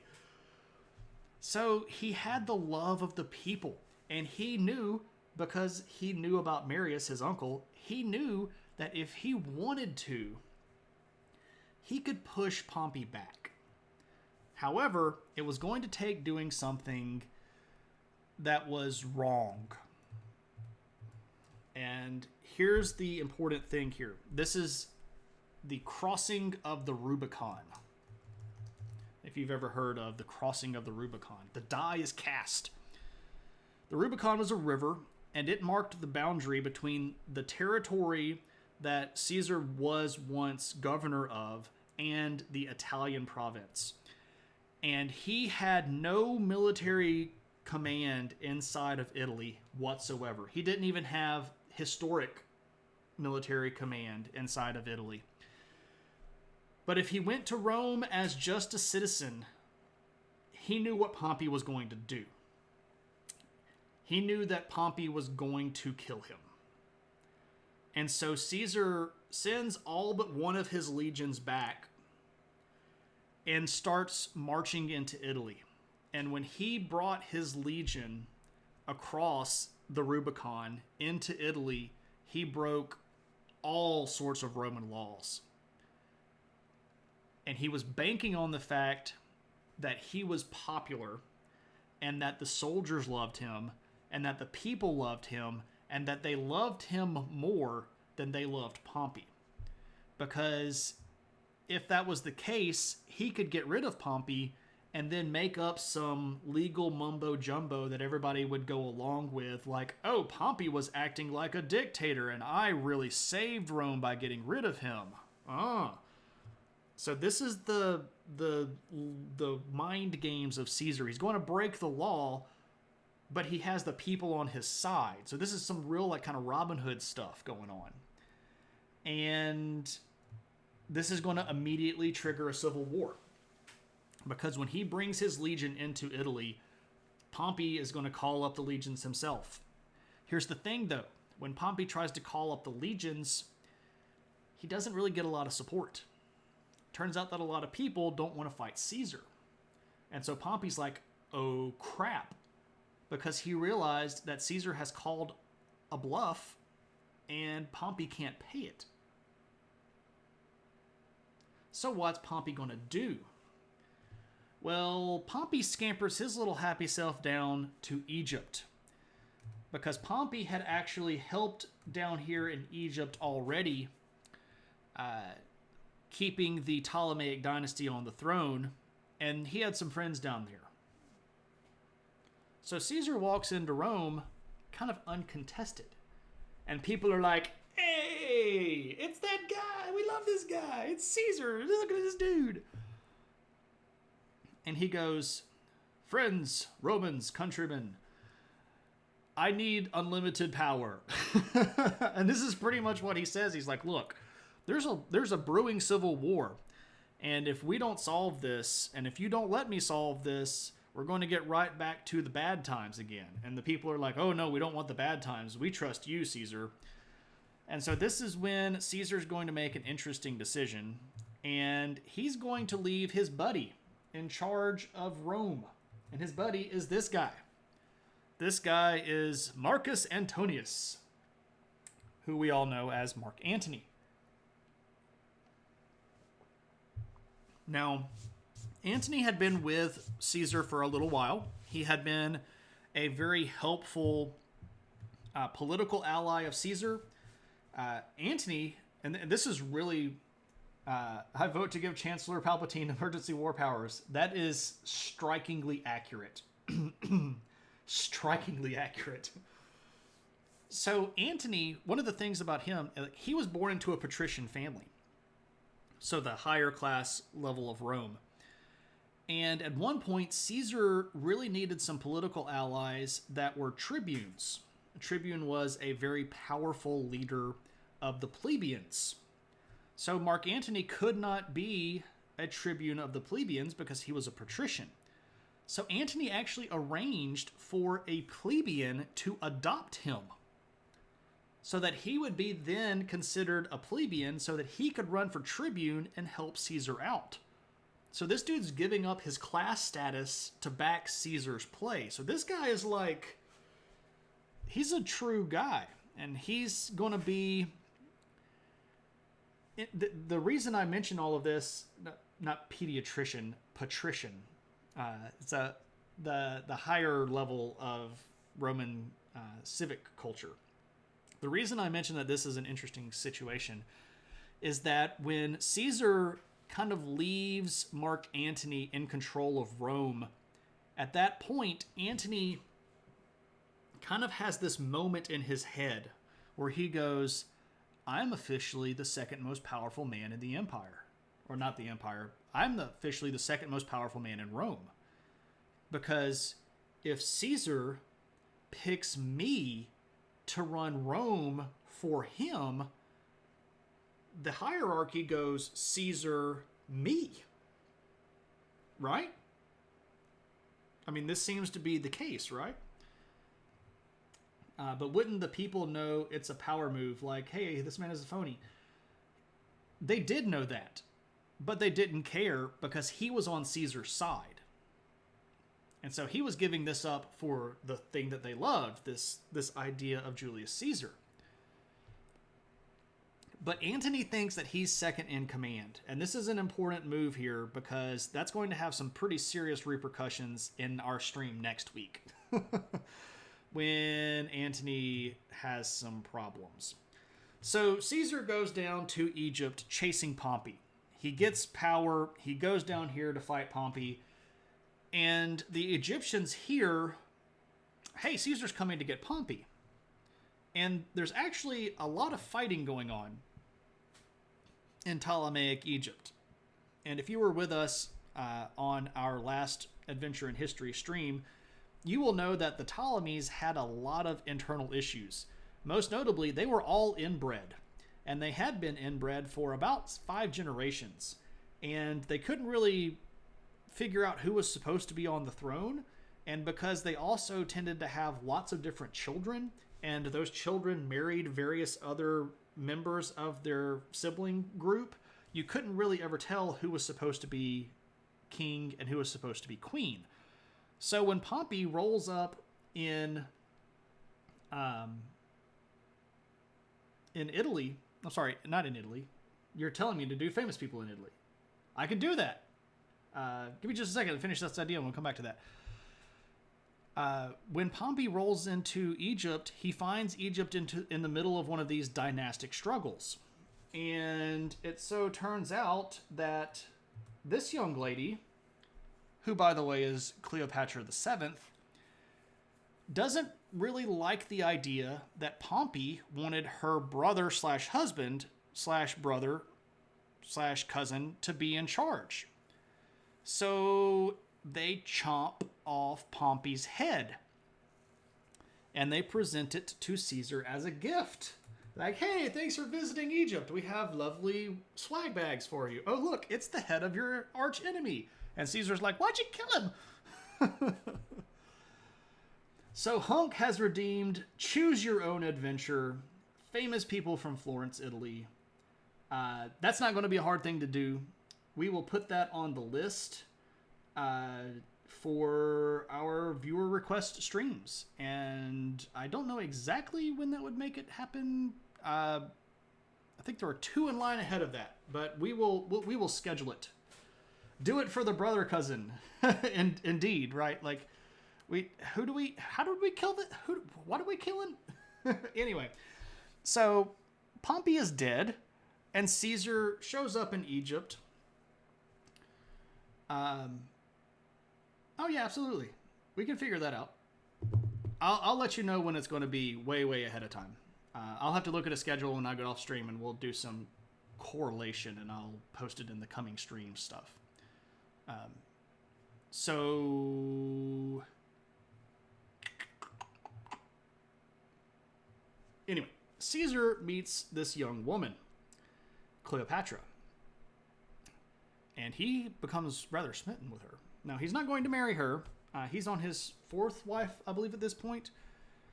But he is going to spend a lot of time in her company. So much so that they produce this kid.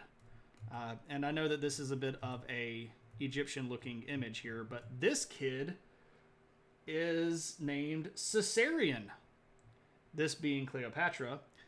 his mother. And the claim is this is the son of Caesar. So this should be the heir to Caesar. And now we're getting really squirrely stuff going on, because if Mark Antony is number 2, but Caesarion is the direct heir of Caesar, I don't know about that. So here's the thing. She can't really prove that it's his kid because of all of the other stuff going on with family relations, I should say. Yes, Caesarion is disputed. They don't actually know. She's just claiming. We'll get back to that. So Caesar wins in Egypt. There's some other stuff that goes on. He gets in some trouble down here in this area and gets helped out by a guy named Herod. We'll talk more about that guy named Herod and his father, a guy named Antipas. No, Herod's son is Antipas. We'll talk more about these Idumeans in a later stream. But yeah, this guy, he goes back to Rome. He's a humongous hero. And which part of Alabama does this take place? Yeah. So he's on his way back to Rome, but he hears trouble. Like there are people that are very upset that Pompey is dead, and he's like, "Oh, okay. So who are these people? Could you maybe tell me who these people are?" And they're like, "Yeah, it's all these senators that were his big buddies." And he's like, "Okay." He's like, and there are also some people over in Pontus making some trouble. And so Caesar's like, "Oh, look, dude, if there are bad guys to kill, just let me know. I'll go kill them." And they're like, "Yeah, okay." So they're bad guys over here in the Pontic region. Didn't Pompey start it? Yes, but now Caesar's going to end it on his terms. And so there's a little bit of rebellion going on over here, and Caesar's like, "I'll go take care of that. Won't take too long." He shows up. He looks around. He beats the junk out of the Pontic region, and then he goes over to Africa. This is the famous "I came, I saw, I conquered." He takes care of the Pontic rebellion so quickly that it's almost a blip on the radar. When he gets asked, "Do you have a report of how things in the Pontic region went with that rebellion?" He's like, "Yeah, I showed up, I saw what was going on, and I killed them all. I came, I saw, I conquered." That's where Veni Vidi Vici comes from, by the way. So there are also, over here in Africa, some senators that had felt a little bit of pressure from Mark Antony that they might need to get out of the city, or he was going to kill them. And so Caesar's like, "Oh, over to Africa, got to get rid of those guys." And so he goes over there and gets rid of those guys. And while he's doing this, he gets the title dictator. Now, dictator was supposed to be a limited term office. It was sort of a last ditch thing where if there was really, really bad trouble, you might get the Senate to declare a dictator. But it was for 1 year, and you were supposed to give the power back to the Senate at the end of that year. So in 48, he gets the title dictator.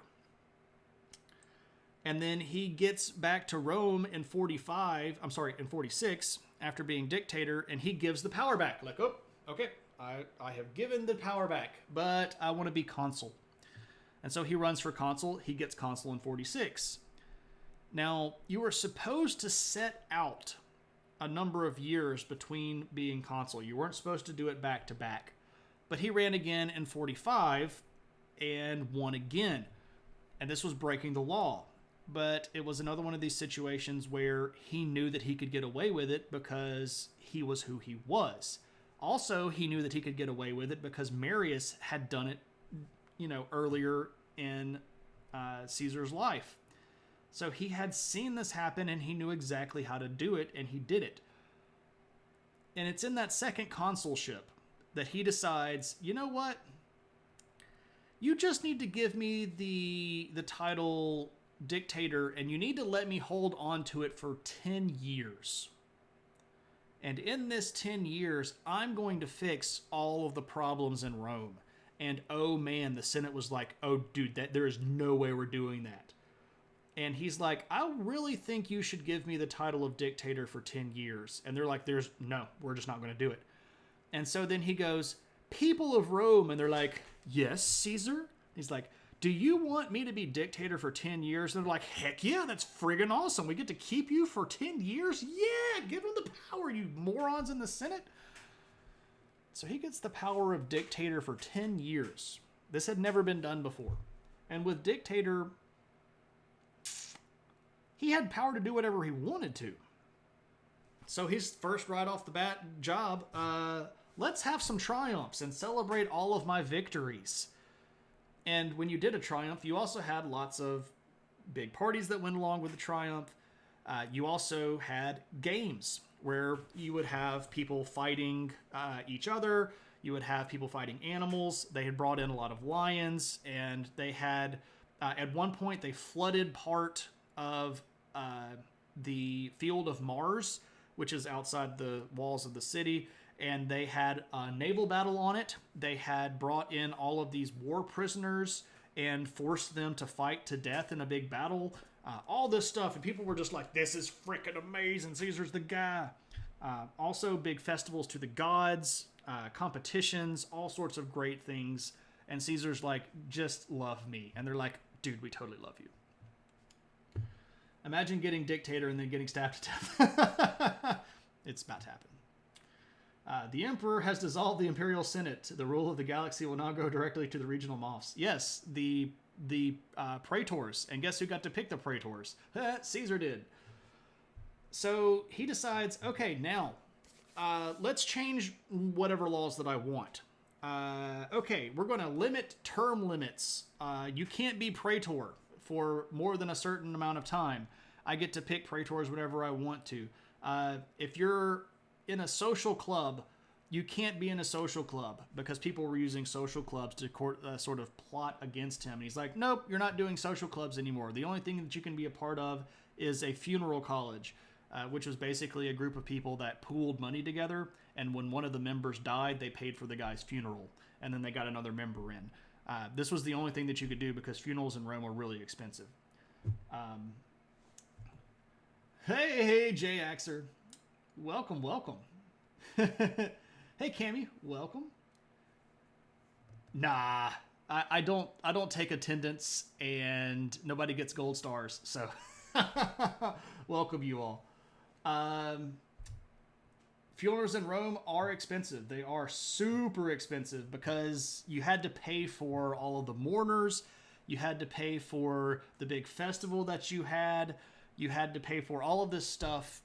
And by the way, there were professional mourners in the Roman world. You could get paid for weeping and wailing at a funeral procession. No joke.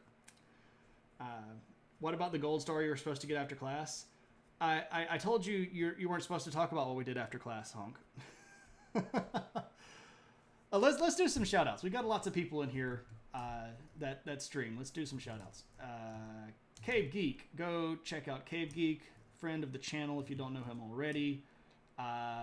Let's do I can't type when I talk. You all should know this by now. There's Hunk. Go check out Incredible Hunk.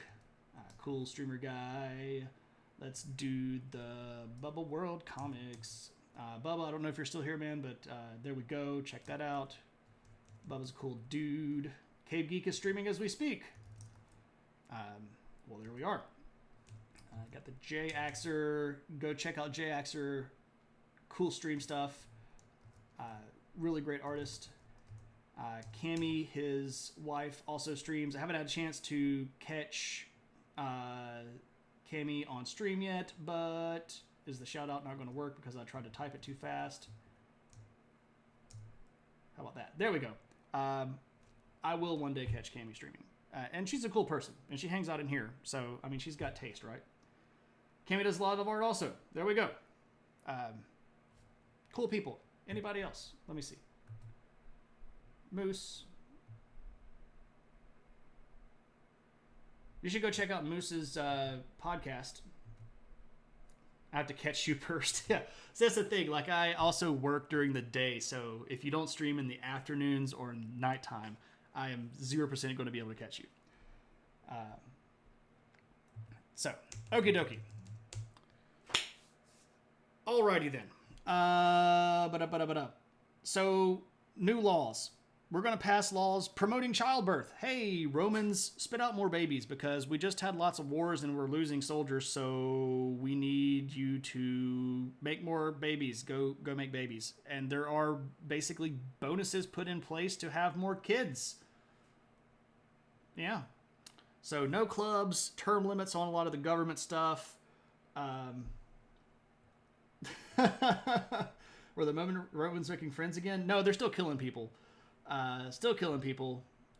Caesar's making friends, but also enemies in the wrong places, like right behind him. Pro-childbirth laws, anti-extravagance laws. And this is weird. Like, he passed a lot of laws like we should not live so extravagantly. And people are like, dude, didn't you just do like all of that stuff with all of the money? And he's like, oh, no. See, I gave my money to the people of Rome. You rich people in the Senate are holding on to your money for you, you greedy buggers. You should be less extravagant on yourself and marvel in the glory of Rome. And these people were like, we hate you. And he's like, I know, but I'm winning. According to this class, everyone who made friends with them were basically handing out invasion coupons. That's accurate. That is not a bad interpretation. In next stream, the people that liked him in Egypt get invaded by his son. So, spoilers about Egypt, by the way. Another thing, he had unlimited power, so he decides, I'm gonna fix the calendar. And you're like, wait, what? What's wrong with the calendar? Well, the Romans up until that point used a lunar calendar, which was constantly having to be readjusted because lunar calendars, of course, are going to have exactly 30-day months because it's following the path of the moon from waxing to waning. And that meant that the calendar was always getting off. And sometimes during war, they didn't fix it. And by the time that Caesar came to power, nobody had really paid much attention to the calendar for like years. And it was like a month off.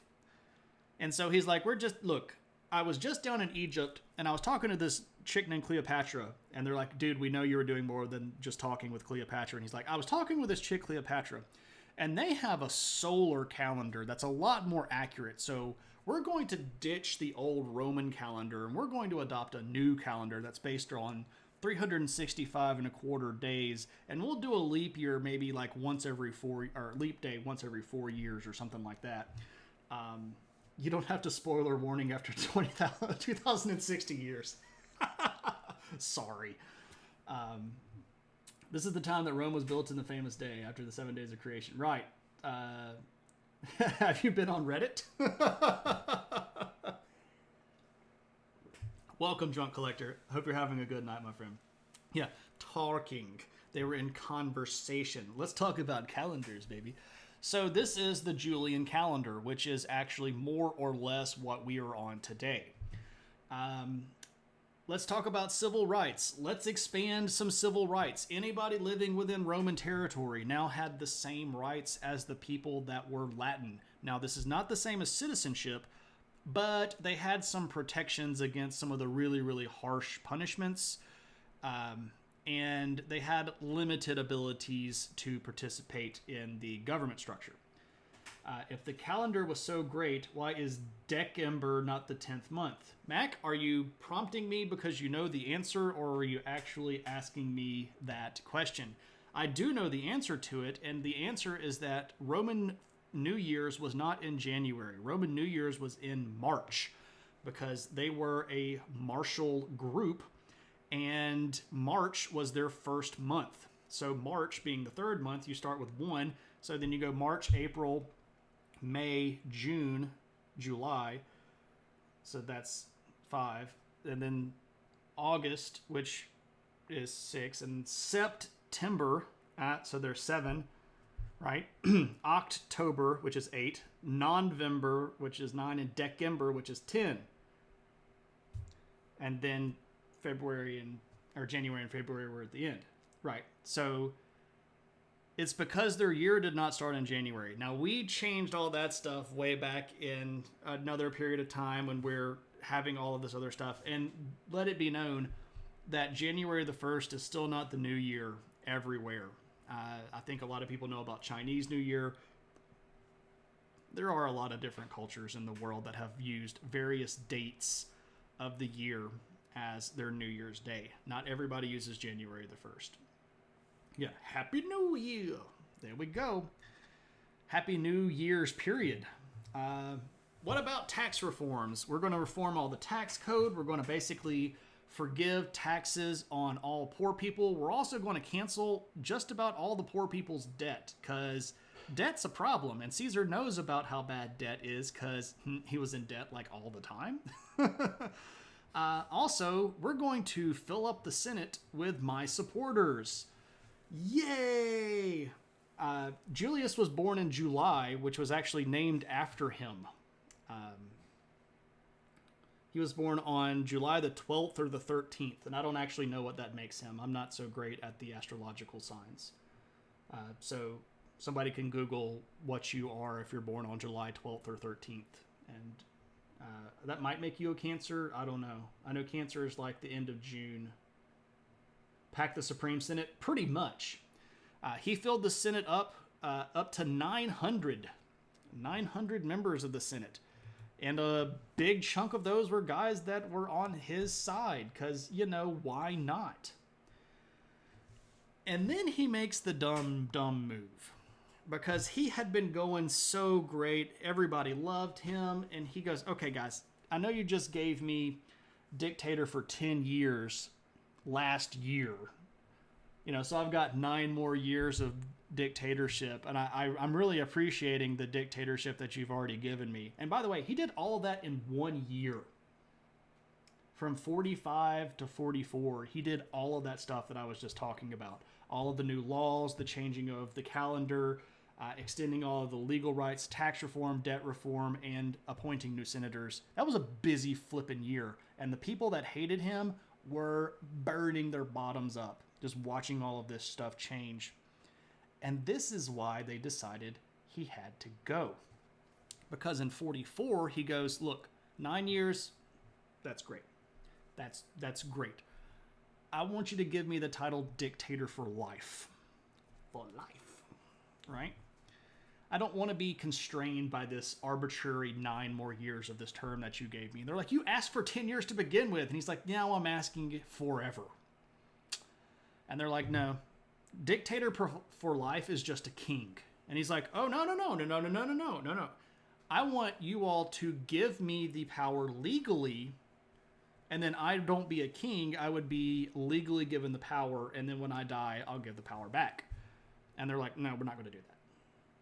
And so then he goes, oh, people of Rome. And they're like, give him whatever he wants, you morons. We love this guy. And so they gave him dictator for life. And then they decided that they needed to cut that term short, because it turns out they don't want him around anymore. And a small group of senators decide to kill him. And a lot of people knew that he was in trouble. And a lot of his friends inside the Senate even told him, like, dude, those guys are out for blood. They're not playing. They really do want to kill you. He's like, I am untouchable.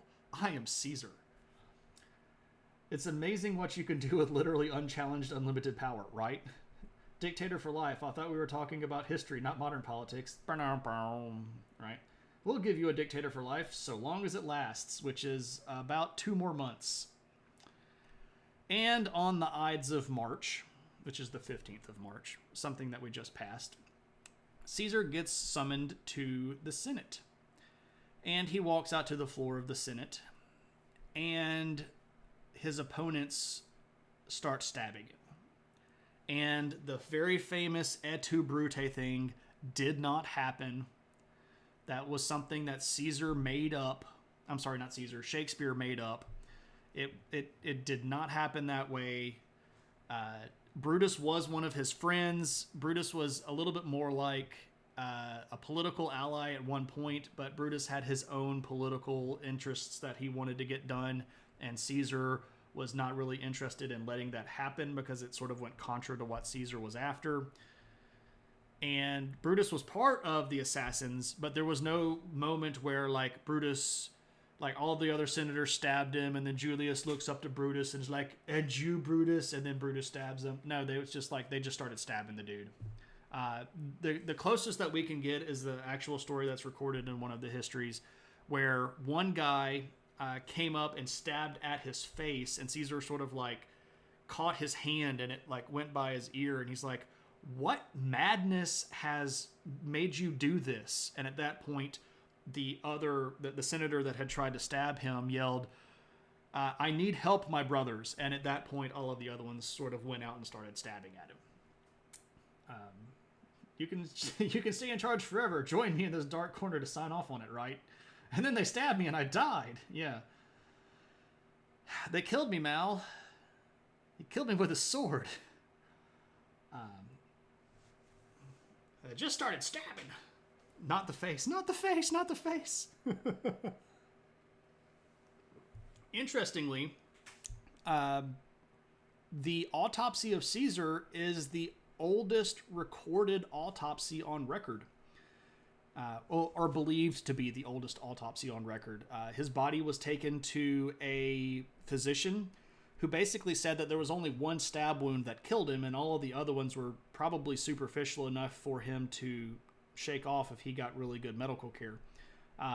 So for those of you that are interested in medical history, there's your first autopsy. She turned me into a newt.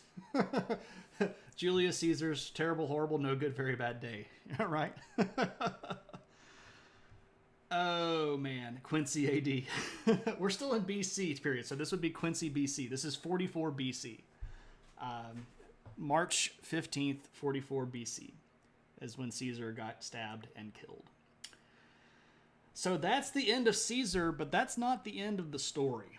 If you want the second half of the story, you're going to have to come back next week. Because it turns out that Caesar was not as dumb as it sounded, and he had already made some fairly secret plans on exactly what needed to happen upon the unfortunate ending of his life. And he had left all of his political power and all of his money and all of his leadership to a young boy who was his nephew, but became his adopted son by the name of Octavian. I thought I was cooking a steam. If we're gonna, what is this, clickbait? No, but I have to leave you wanting more, right? It's the old thing of a comic book, right? When you're drawing a comic book, on the last page of the last panel on the right hand page, you want to give your reader another reason to turn the page. You want to give them just that little bit of a tease. The same thing that they do all the time. You know what I'm talking about. This is the stinger at the end of the credits that lets you know that I'm setting up something that's coming in the future. There we go. Cliffhangers of history. Leave when they are still asking you to stay. And that's the story of Caesar. He should have just let it go, but he just kept right at it. He just kept right at it. And he got stabbed for it. He got stabbed in the face. By any chance, did anybody pick up the Mr. Universe reference that I threw out there earlier? Shane would like to talk to us about the Avengers Initiative. We're done with him. No, he had a will and an heir, and he did. And that guy's going to bring about some vengeance. Some righteous vengeance. If you didn't catch the reference, I don't know how many of you all have seen the movie Serenity, which is the follow-up to the TV show Firefly. There's a bad guy there named the Operative, played by Chiwetel Ejiofor, but rather brilliantly, by the way. And at one point, David Krumholtz was playing this character called Mr. Universe, and he gets stabbed. She killed me, Mal. It's like, with a sword. Right, there we go. Bad man killed me with a sword. So, I don't know. He was in Egypt talking. Well, that's where one of Caesar's buddies ends up, in in Egypt talking with that same girl. And things. Aren't senators supposed to kill dictators for life? Technically, yeah, but dictators for life had never happened before, so this is all uncharted territory. And the people didn't really know what else to do with him because the people loved him. The Senate hated his guts. Conversationalist? We could have a conversation if you all wanted to. So again, that officially ends my portion of the stream. But that does not mean that we have to go away. As always, if you all have any channel points that you would like to redeem, if there's anything you'd like to chat about or do, we are welcome to hang around. Conversationalist. I could make a joke about a linguist, but I'm not going to do that. I want to try to keep things as PG as possible. We had a guy go crazy and get arrested because of that movie. He said they showed the wrong ending, couldn't handle the big death scene. Oh no! Oh, Neo Realms, oh no! That stinks. Did we miss an artifact? No, I didn't. I did not show any artifacts tonight. It is a cunning joke. I wish that I had a Caesar coin, but they are rather expensive and sought after. I do have some Roman stuff, and maybe I should add that as a stream redemption.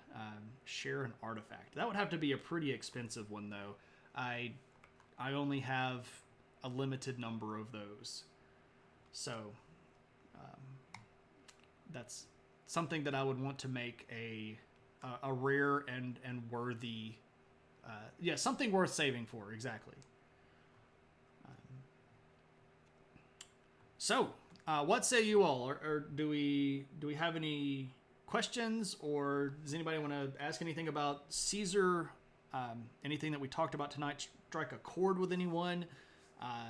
Made you think of something that was a little bit interesting? Render unto Caesar what is Caesar's. There we are. So whose face is on this coin? At that point, Caesar was being used as an honorific, and the Caesar that would have likely been in charge at that point was a guy named Tiberius. I don't know, maybe Claudius. Let me think about my timeline here.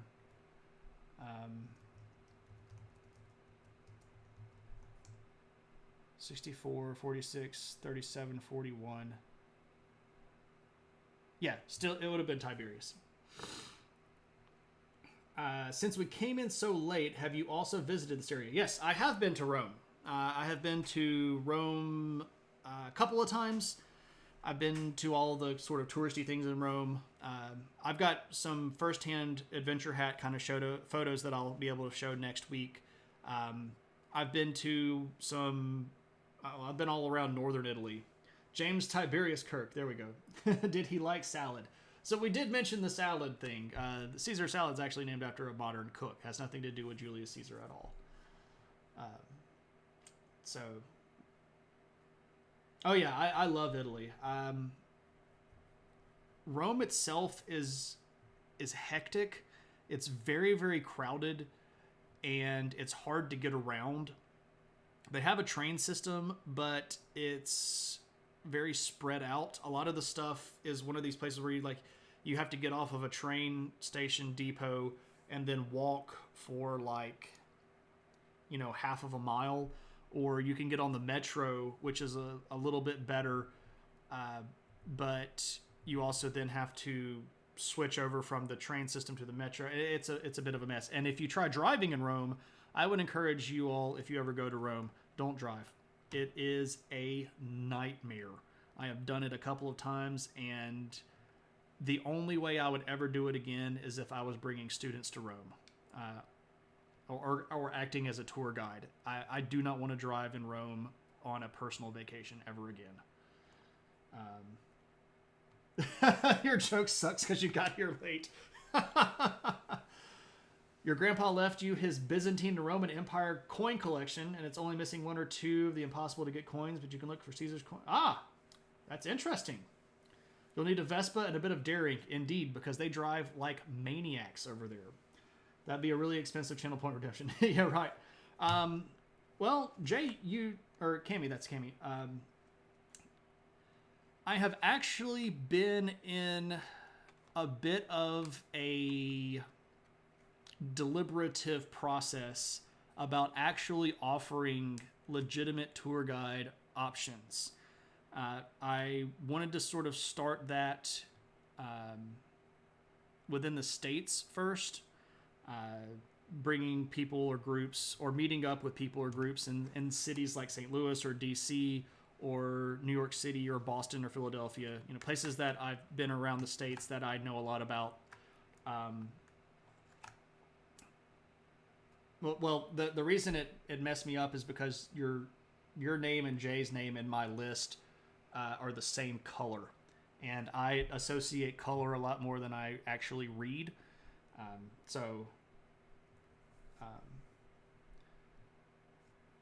Yes, so in the Discord, I've actually posted something about that, and we've got a little bit of a chat going on.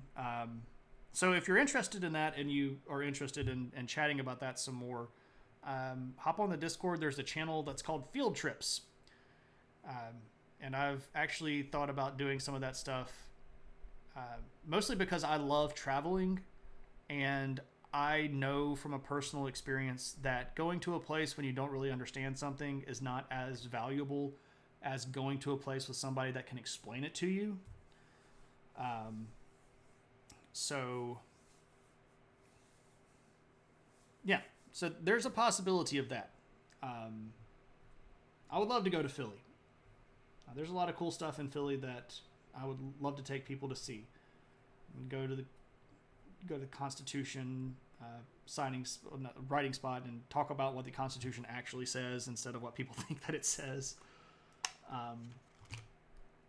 But if you're interested in that stuff, go hang out on the Discord. And I'm in the process right now of deliberating. Clearly, right now with the pandemic going on, it's a messy situation. I mean, Ethan's already mentioned potentially vaccine card stuff. I am currently about a week and a half away from being fully vaccinated. But I would love to go do that. I would really, really love to go meet with people that are interested in learning, that would value hanging around and actually talking about some stuff. So let me know where you want to go. And if you have suggestions or ideas, let me know. That will one day happen. And I hope that it happens sooner rather than later. It might not be this summer. Maybe, but I teach for a living, so I get a week off at Thanksgiving, and I get 2 weeks off at Christmas. So maybe a shorter trip, like a 4 or 5 day trip. Yeah, I love Always Sunny in Philadelphia. It's one of my favorite TV shows. My wife, Brittany, actually bought me the collected seasons of Always Sunny that she found on a deal on eBay for Christmas. And we've been watching through since the beginning, and I love that show. So, good stuff. Would love to be able to go to a place you haven't seen, and 2, you can afford. Well, I've been around. I've been to a lot of places. I haven't been to everywhere that I want to go, but I have been to a lot of them. And if you think that you enjoy me rambling like this, the only thing that I could say is imagine me standing in the building and then rambling about the building. If you want to know more about that, you can bother Mac in a lab coat. He went with me 2 summers ago, not last summer clearly, but the summer before that we went to Greece, and we went all over Greece, and I don't think I shut up the whole time I was over there. Oh man. I want to travel so badly. It's an itch. It's under my skin. So soon. Now we don't have to go do the rigorous archaeological site survey stuff that I do when I go on trips with myself. We can go do much more laid back things that, like if anybody wanted to go hang out in Florence for 4 or 5 days, I could definitely make that worth your while. I know lots of little places in Florence. I've been there a couple of times. I took my in-laws. My father-in-law was sort of well, I guess I should kind of give credentials here if people are actually interested in this. I have traveled several times with students, both all over the United States and to foreign countries. I've been with students to France, to Jordan, and to Turkey. I have taken groups to Washington, D.C., to St. Louis, to Illinois, all over the Southeast, all over like regions around here. Hey, Daria, welcome. It's good to see you. So I have traveled. I've also traveled a lot on my own. But the tour guide thing, I kind of guinea pigged my father-in-law and mother-in-law into. My father-in-law was Italian by heritage, and he had never been to Italy, so he was turning 50, and I said, we should go to Italy. And he's like, yeah, that sounds great. So we went over to Italy and spent 12 days over there, and I had a blast. I think I put a little bit too much on the schedule, and I will admit that I got very excited about telling them all of the stuff. And I put Siena at the end of the trip, and I should not have done that. I made some rookie moves. Siena, by the way, is basically all up and downhill. And after a week of travel, nobody wants to walk all up and downhill to get across this city, even though Siena is beautiful, absolutely beautiful. I love that city. Had some great food there. Some great cheese. Oh, such good cheese. Anyway. I digress and I ramble. How could you? I can't believe you did that.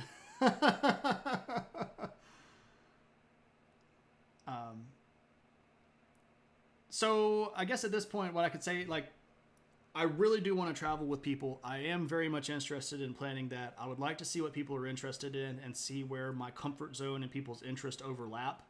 That's sort of where I am right now. And then we could start looking at, like what it would actually take.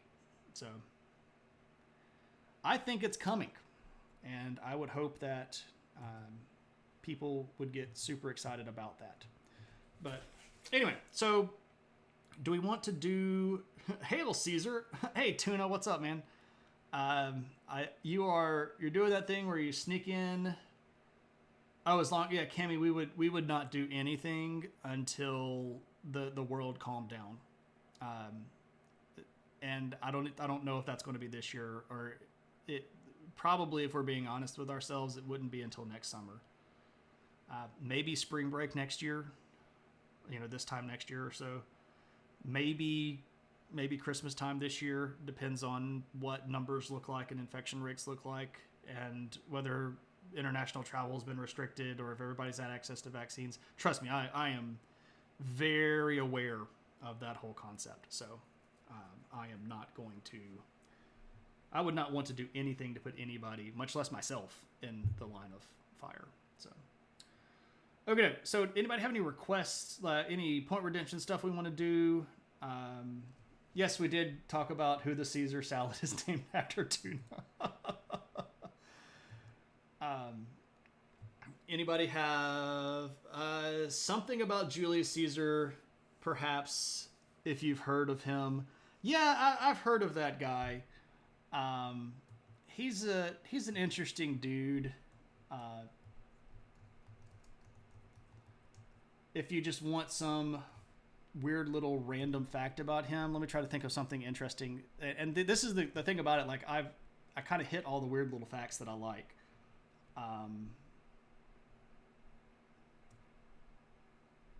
Okay, so when he was crossing the Rubicon, when he was leaving the territory that he had been governor of and taking his army into Italy, so breaking the Roman law,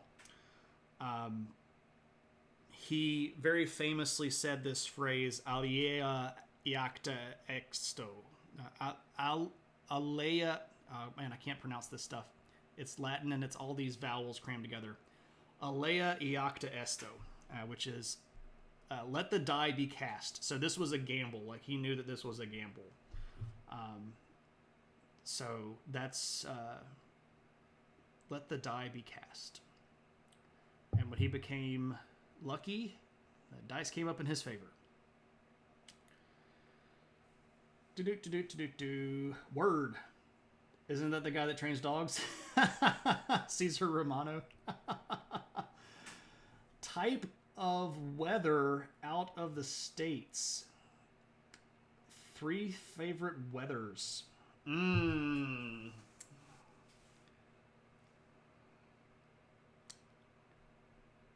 I really like... Okay, so this is a tough one. This is a toughie.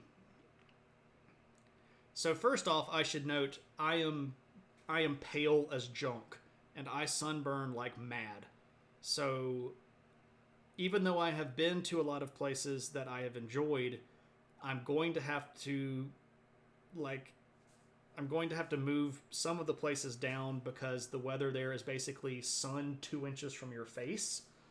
Like, I love Jordan, but I went through an entire tube of sunscreen when I was in Jordan. I love the eastern part of Turkey, but same thing. It's desert, and the sun's like right there, and I don't know if I can handle that. I really enjoyed the weather on the northwestern coast of Greece. This region that would have at one time been the ancient kingdom of Epirus. We went to Mac in the lab coat, my mod and I went to a city right about here, ancient city called Dodona, which is one of the oldest religious sites in Greece. And the weather that day was beautiful. It was right about 70 degrees. There was a wind blowing, so it was cool. There were just fluffy clouds in the sky to break up the sun. So that was a pleasant day that I remember specifically for its weather.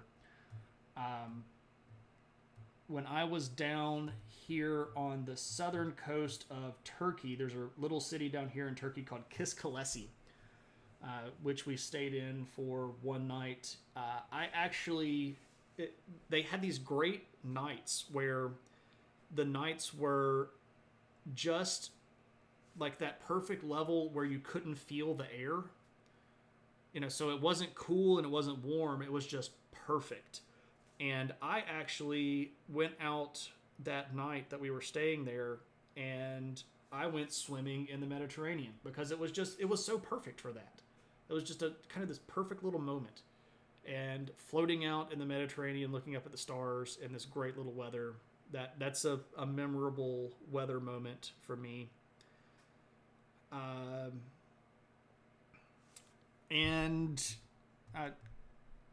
Okay, so that one's probably 2. So Kıskalesi, swimming in the Mediterranean, is probably 2. Dodona is probably 3. Number 1 is going to be up here. There's a city in Italy up here in the Alps called Trento. And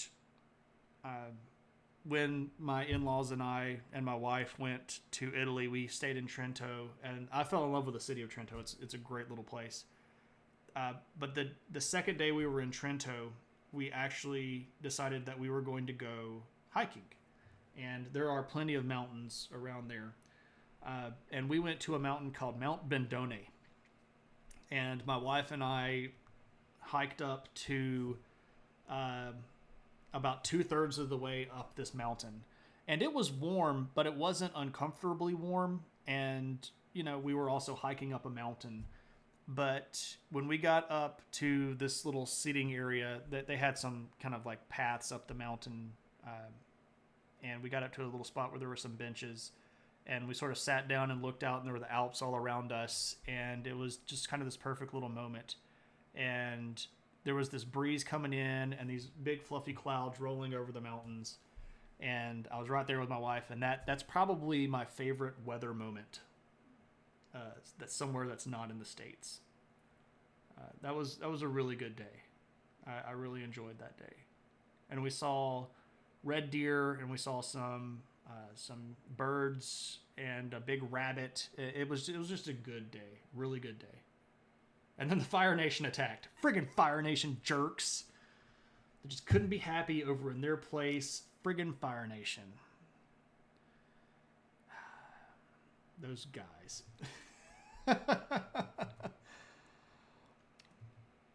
Alrighty. Anybody else want to do anything else? Anybody got any other points to redeem? Anybody want to do an impression of the Fire Nation?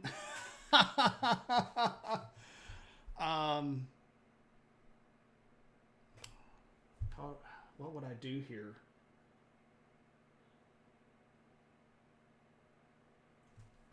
Okay, so I'm going to go with something that's not, well, I don't know. Do I have to impersonate the entire Fire Nation? Or can I just pick somebody inside of the Fire Nation and do an impersonation of them? I mean, Eero is best boy, right?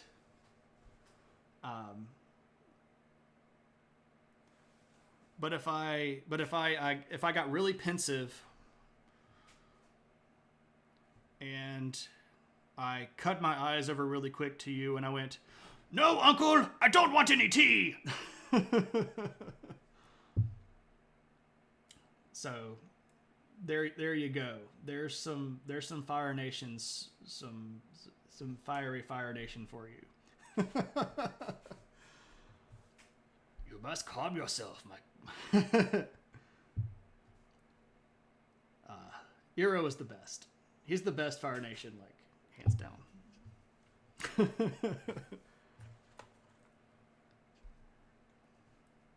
So there's that fun stuff. Okie dokie. All right, let's go see who we want to raid. Who are we going to go raid? Anybody around to raid? Who are we going to go raid? Who are we going to raid? Ghostbusters. Let us see. Who has been around? And I have a raid register, so when he got prison ripped, oh yeah. Anyway, that was good stuff. Where have we haven't been to all these Italy episodes. Oh yeah, absolutely, ladies and gentlemen. It has been a pleasure. Let's go raid Kirk. We haven't raid Kirk Shannon in quite some time. Kirk is a good guy. If you don't know who Kirk Shannon is already, he is an excellent inker and artist. He's just a very, very cool dude. I really enjoy hanging out in his streams. I hope you will as well. We haven't raided him in quite some time. So let us go raid the Kirk Shannon. If you have them, now would be a time to break out the adventure hats. Our raid call is just adventure, and then blowing up with as many adventure hats as you can. I will go ahead here and hit the raid button.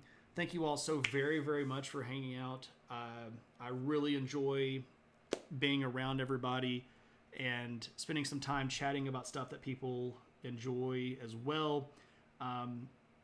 There's a chance that we might do a special bonus viewer request episode on Tuesday. I know we just did one this week, but depending on how things go this weekend, if I get through with class stuff, we might have Shane shows pictures of places that he's been stream on next Tuesday.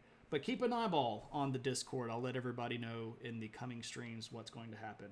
If not, I will definitely see you all next Thursday when we talk about the heir of Caesar, that guy being Caesar Augustus. And you think Kirk just raided someone. Kirk did just raid someone, so let's cancel that, and we'll go raid somebody else. Because I don't know who Kirk raided. Let's go raid somebody else. Sorry, Kirk. If you watch the VOD, man, we came at you. Let's go raid Cat Videos. Cat Videos is a delightful streamer who does a variety of art styles. She paints. She sometimes uses colored pencils. She's just a delightful individual to hang out with. So we're going to go raid Cat Videos. Same raid call, same raid hats. Still appreciative of you all. Hope everybody has a good one. If I don't see you next Tuesday, or don't see you before then, have an amazing weekend. You all are awesome. See you next time.